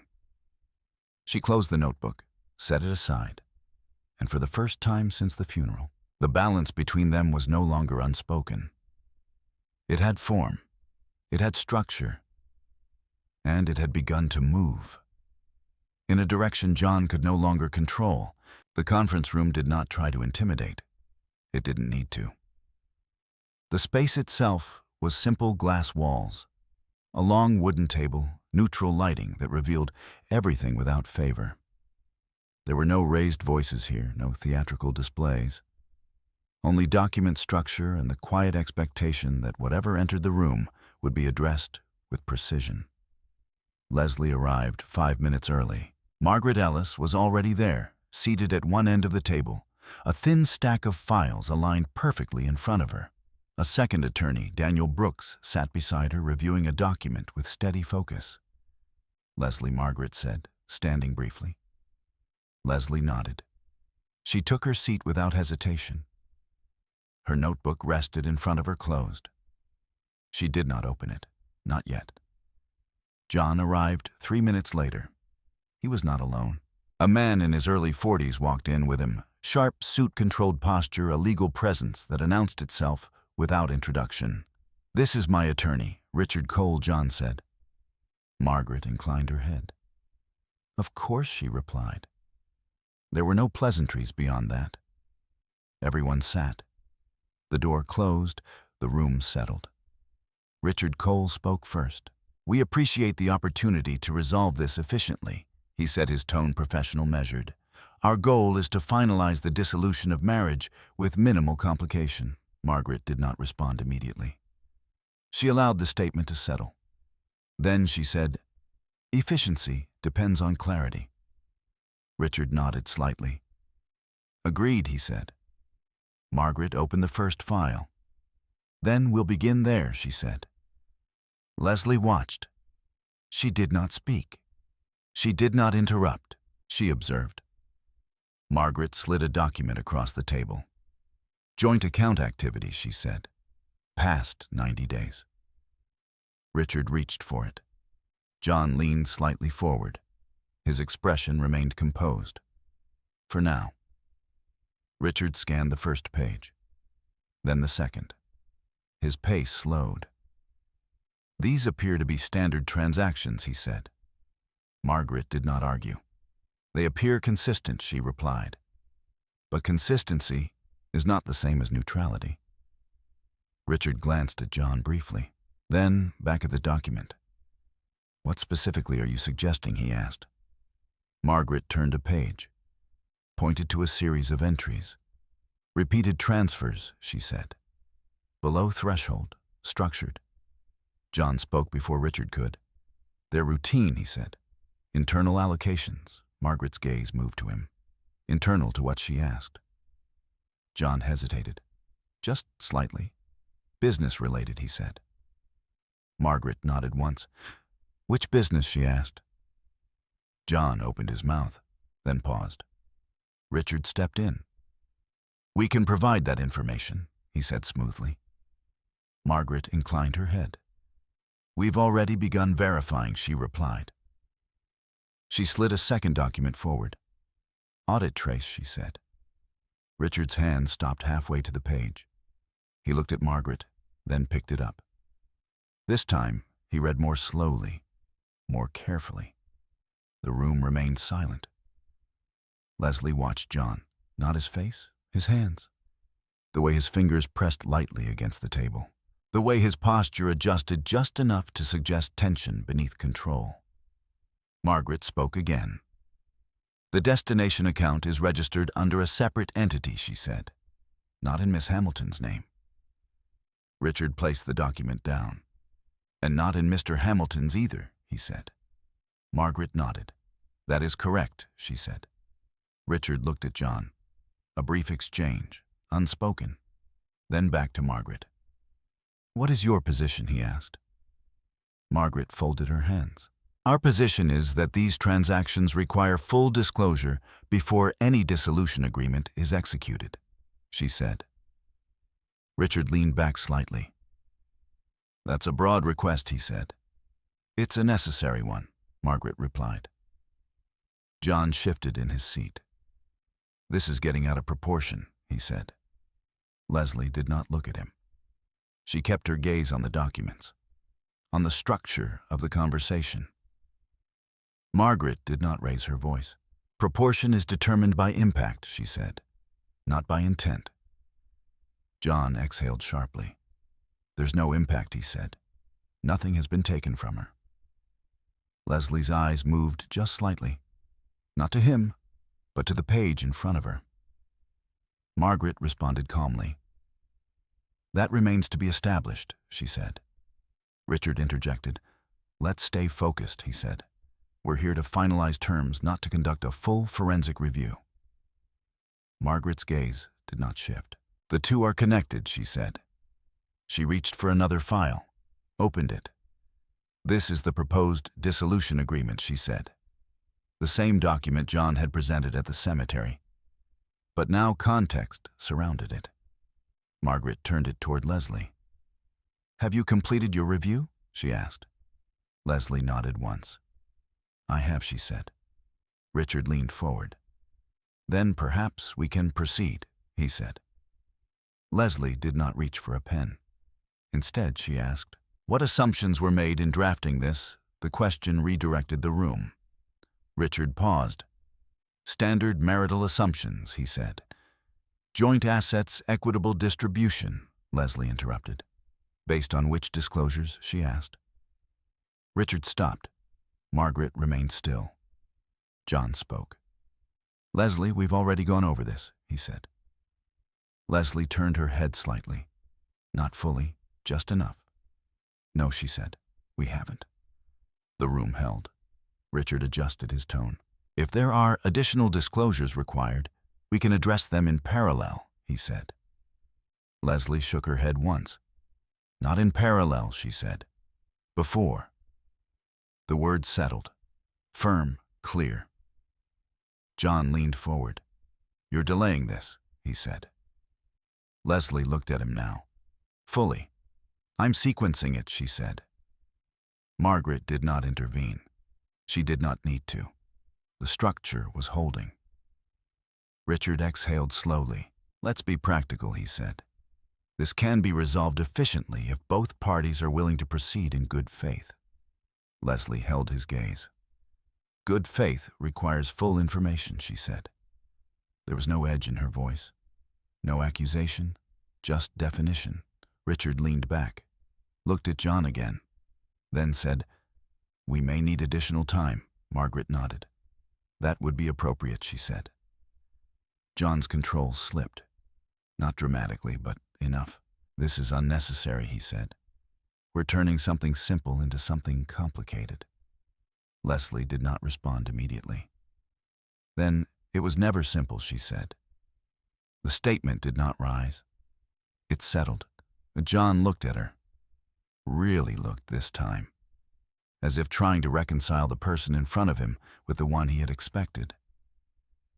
"You could have just signed," he said. Leslie did not react to the phrasing. "I could have," she replied. "And you didn't," he said. Leslie met his eyes. "No," she said. Silence. Margaret closed the file. "We'll adjourn for now," she said. No objection, no argument. The decision was already made. Chairs shifted. Papers were gathered. The structure of the meeting dissolved. But not the implications. John stood, his movements slower now, less certain. Leslie remained seated for a moment longer, then closed her notebook. She had not written a single word during the meeting. She did not need to. Everything had already been recorded. Not on paper, but in structure, in sequence, in outcome. As she stood, Margaret spoke quietly. "You handled that correctly," she said. Leslie nodded. "I followed the process," she replied. Margaret allowed the faintest trace of acknowledgement. "Yes," she said. Leslie turned toward the door. John was already there, waiting, not blocking, but present. "You've made this harder than it needed to be," he said. Leslie paused, looked at him, then answered, "No," she said. "I made it visible." The words remained in the space between them, not loud, not sharp, but undeniable. John did not respond, not immediately. Leslie did not wait. She stepped past him, out of the room, into the hallway, where everything looked exactly the same. But nothing was, because what had once been assumed had now been questioned, and what had once been controlled was no longer entirely his. The second session was not scheduled as a confrontation. It was presented as a continuation, a follow-up, a necessary step to complete what had been paused. But the structure of the room felt different when Leslie entered. Not in appearance. The same table, the same chairs, the same quiet order, but in expectation. Margaret Ellis was already seated reviewing a set of documents that had been added since the previous meeting. Daniel Brooks sat beside her again this time with a tablet open, something cued on the screen. Leslie took her seat without speaking. Her notebook remained closed in front of her. She did not reach for it. She did not need to. John arrived shortly after, accompanied again by Richard Cole. There was less ease in his posture now, less certainty in the way he carried himself. But he still moved with intention, still occupied the space as if it belonged to him. It no longer did. The door closed. The meeting began. Richard spoke first. "We've reviewed the request for additional disclosures," he said. "We're prepared to address them." Margaret inclined her head. "Thank you," she said. She did not elaborate. She did not move immediately. Instead, she allowed a moment of silence to pass. Not long, just enough. Then she reached for a file. "This is the updated trace on the external account," she said. She slid the document across the table. Richard took it. John did not. Not at first. Richard scanned the first page, then the second. His expression did not change, but his pace slowed. Entity registration confirmed, he said quietly. Margaret nodded. Yes, she said. Richard looked at John. A brief glance, then back at the page. Claire Dawson, he read. The name entered the room without emphasis, but it remained. John's hand moved slightly. He picked up the document now, read, paused, then looked up. It's not what it looks like, he said. Leslie did not respond. She did not look at him. She kept her gaze on the table. Margaret's voice remained even. What does it look like, she asked. John exhaled. It's a consulting arrangement, he said. Temporary. Nothing that affects. Margaret raised a hand slightly. Not to interrupt, to structure. We're not discussing intent yet, she said. We're establishing facts. John's jaw tightened. It's not illegal, he said. Margaret did not disagree. That has not been asserted, she said. Richard stepped in. Let's keep this focused, he said. What is the relevance of this entity to the dissolution? Margaret folded her hands. The relevance is timing, she said. She reached for another document, placed it beside the first. Transfer dates, she said. Richard looked, then again, cross-referencing. The pattern aligned, not loosely, precisely. John spoke again. This is being taken out of context, he said. Leslie remained still. Margaret did not raise her voice. Then provide the context, she said. John hesitated. For the first time, not briefly, but visibly. Richard looked at him, then back at Margaret. We will provide a formal response, he said.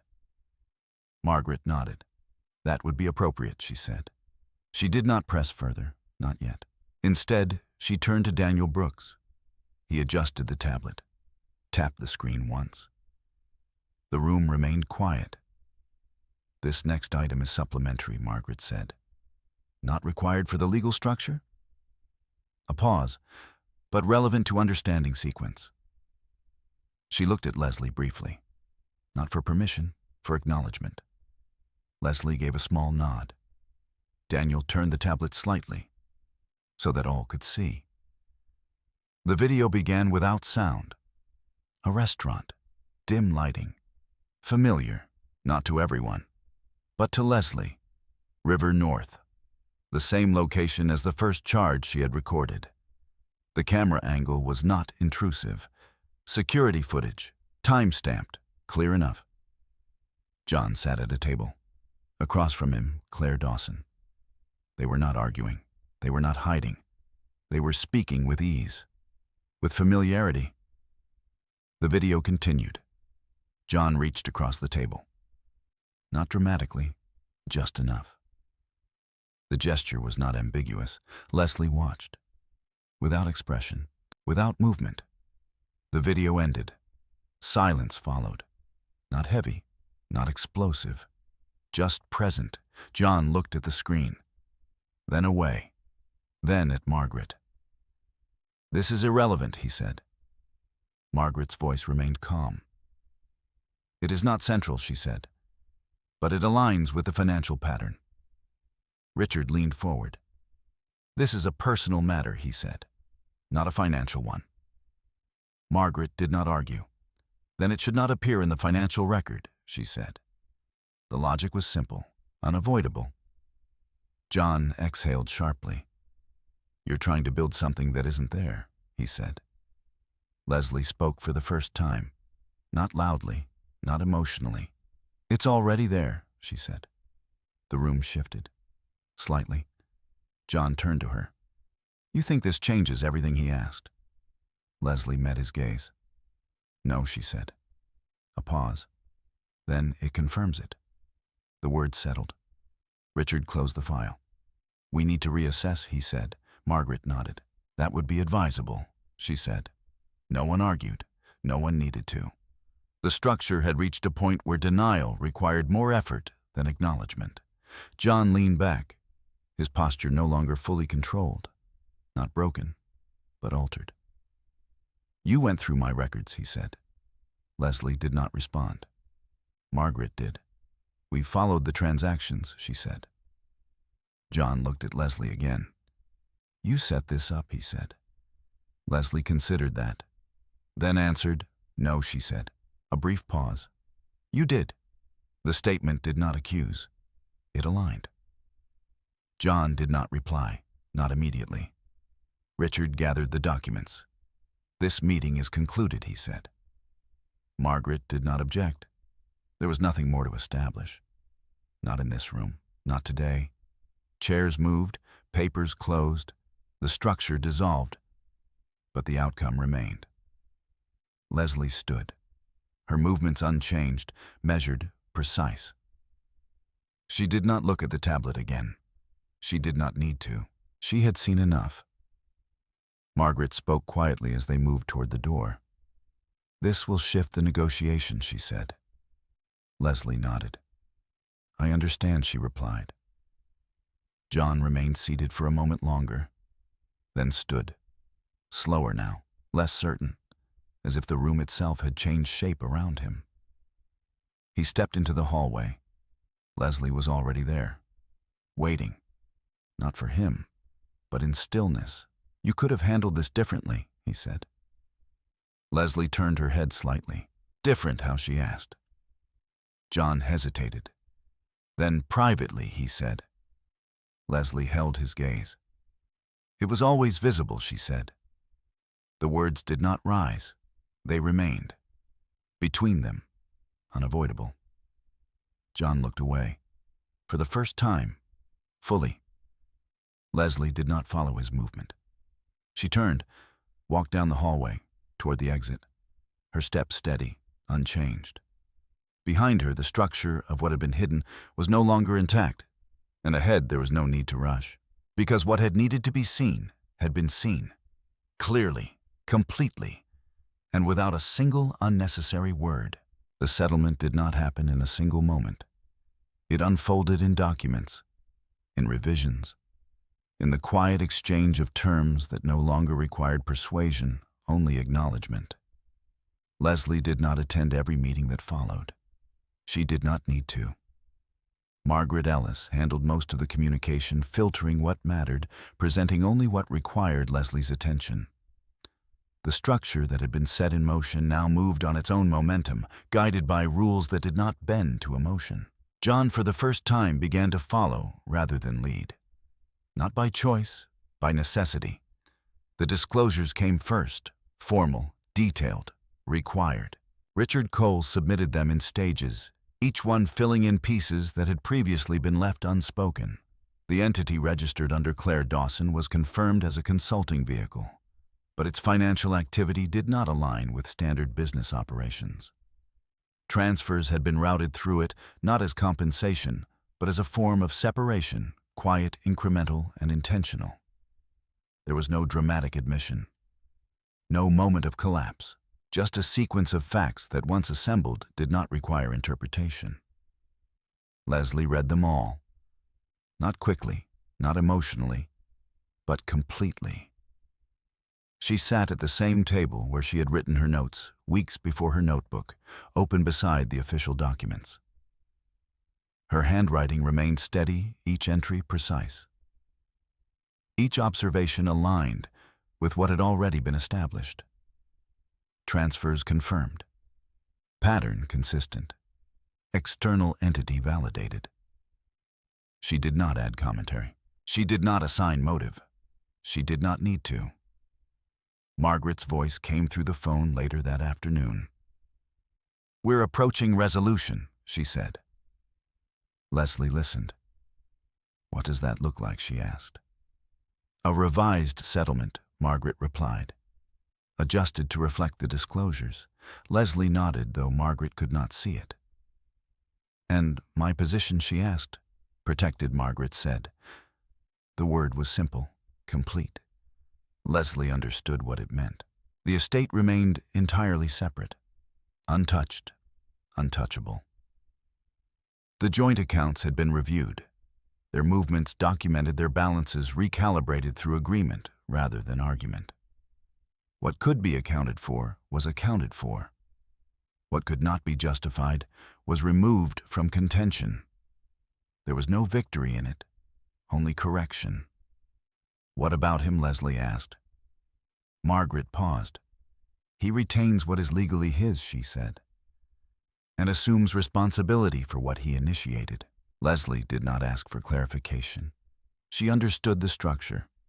Responsibility did not always require punishment. Sometimes it required exposure. The call ended. Leslie set the phone down. The house was quiet again. Not in the same way it had been before, not heavy, not uncertain, just still. John returned later that evening. He did not announce himself. He entered the house with less presence than before. His movements subdued, his posture no longer projecting control. Leslie was in the living room, reading. Not documents this time, just a book, something simple. He stood in the doorway for a moment, as if unsure how to enter. "We need to finalize," he said eventually. Leslie looked up.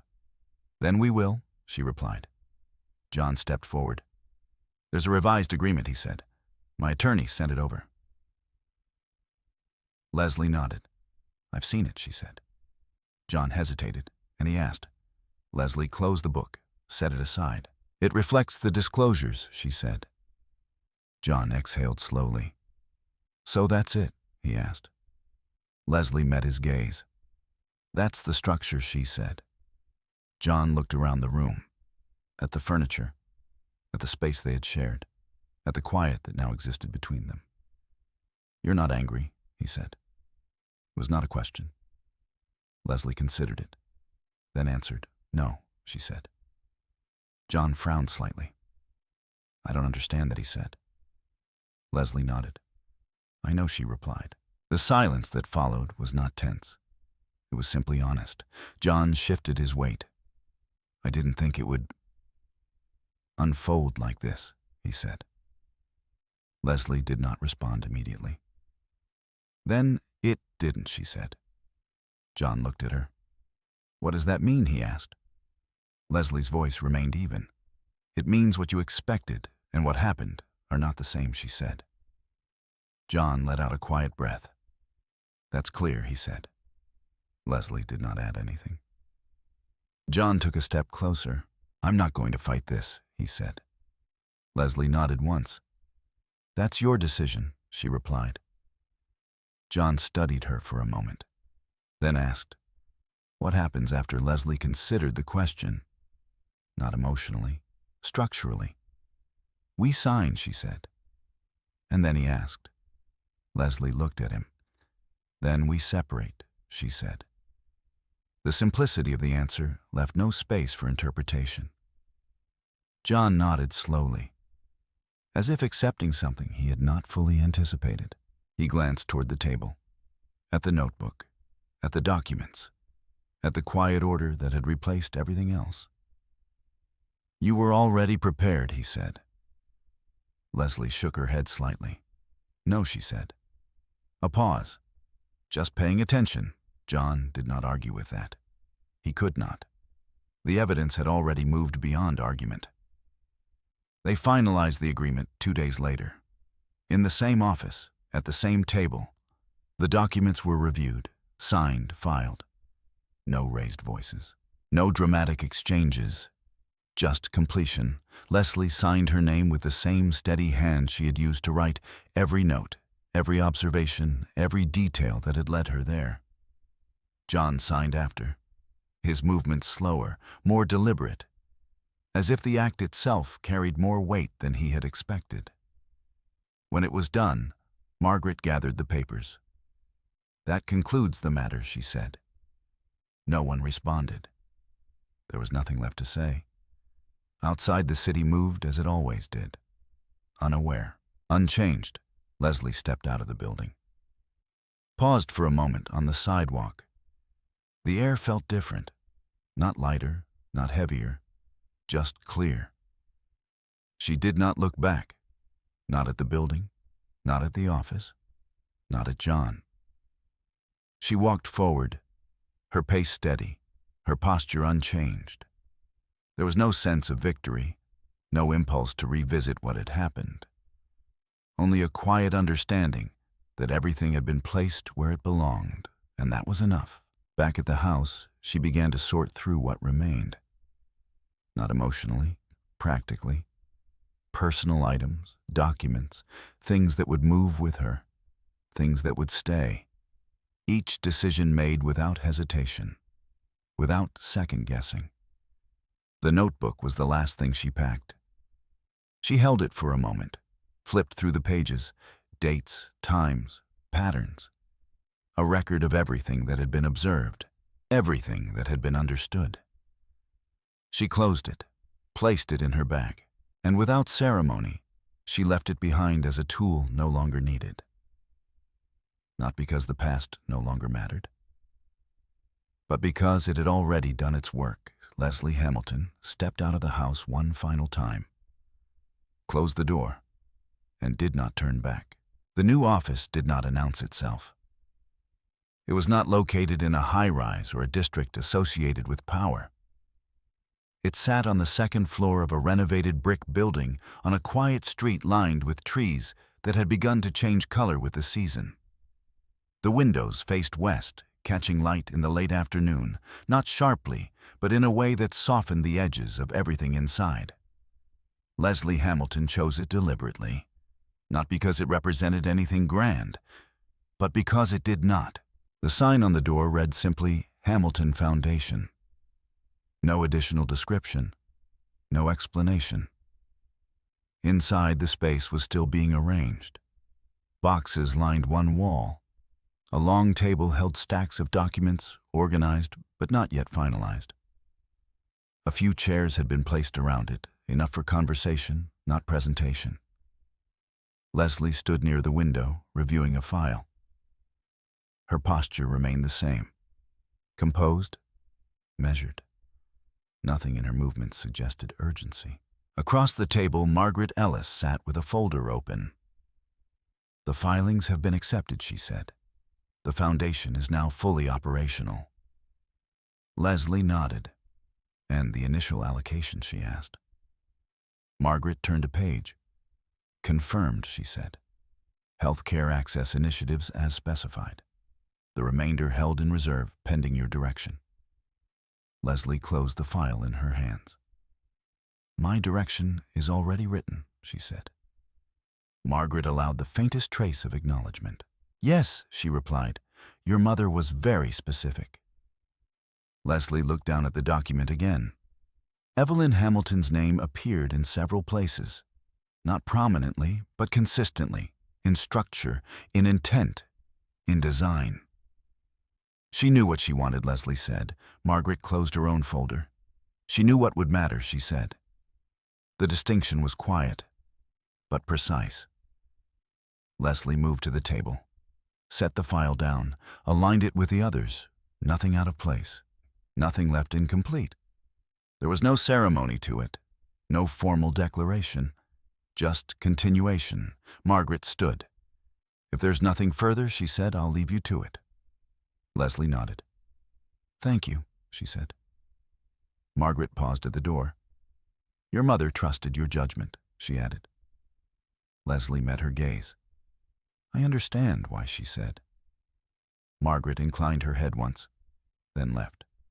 The door closed softly behind her. The office settled into stillness. Leslie remained where she was. She did not immediately return to the documents. Instead, she walked to the window, looked out. The street below moved slowly, a few people passing. A car stopping briefly at the corner. Nothing that demanded attention, nothing that interrupted. She placed her hand lightly against the glass, not to steady herself, just to feel the presence of something outside the structure she had been inside for so long. There was no sense of arrival, no feeling of completion. Only continuity. The work ahead was not dramatic. It would not unfold in moments. It would unfold in decisions. Measured, deliberate, quiet. The phone rang once. She turned, picked it up. "Leslie Hamilton," she said. A brief pause. "Then, Miss Hamilton, This is Dr. Reynolds from Northside Community Clinic. We received your foundation's outreach. Leslie listened. Yes, she said. I wanted to understand your current needs before making any commitments. The conversation continued. Details, capacity, limitations, what could be done, what could not. Leslie asked questions, listened carefully, took notes, not in the notebook she had once used, but in a new file, structured differently, not for observation, for action. When the call ended, she placed the phone back on the table, opened the file, wrote clinic expansion required, equipment shortage, staffing constraints. She paused, then added follow-up schedule visit. The pen moved steadily. No hesitation, no doubt. This was different, not because it was easier, but because it was clear.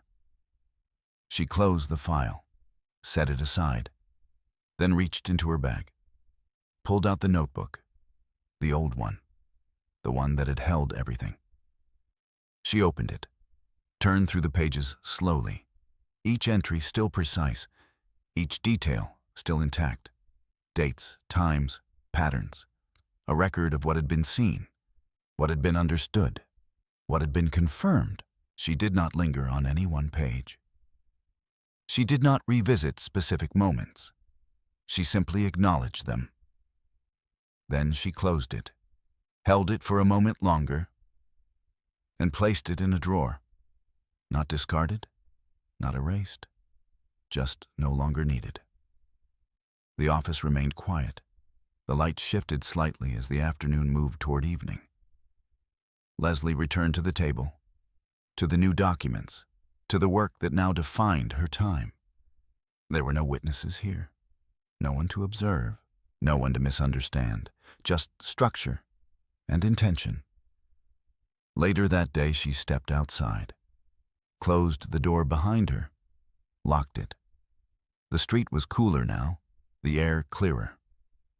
She walked without rushing, without looking back. Not because there was nothing behind her, but because everything behind her had already been placed where it belonged. Her phone remained silent. No messages, no calls, no interruptions. John had not reached out. Not since the final signature, not since the structure had been completed. Leslie did not wonder why. She did not speculate. She did not need to. Some outcomes did not require reflection, only acknowledgement. She turned the corner, continued down the street. The city moved around her, unaware, unchanged, and for the first time, that felt appropriate. Because what had mattered most had never been visible to anyone else. It had existed in quiet decisions, in restraint, in timing, in the refusal to act before understanding. Leslie Hamilton did not carry the past with her as a burden. She carried it as structure, something that had shaped what came next.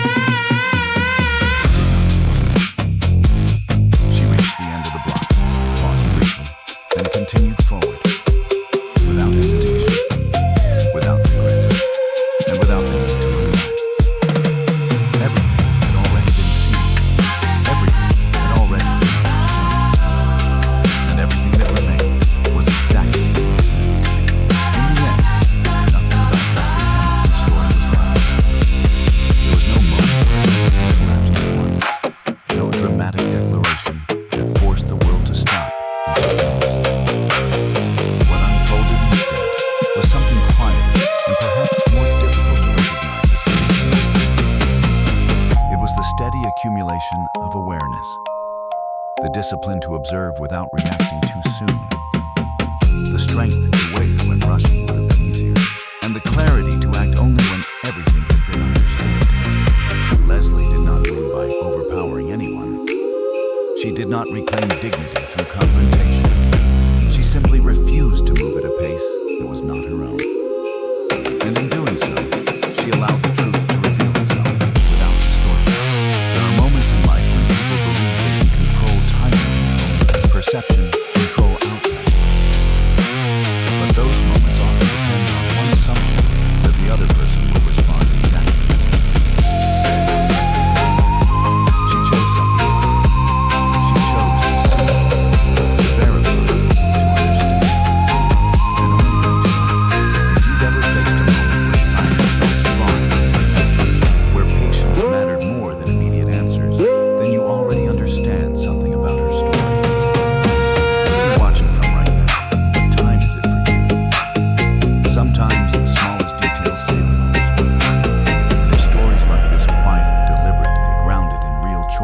resonate with you. You can stay with this channel for more, not because of drama, but because of what happens when people choose not to be rushed.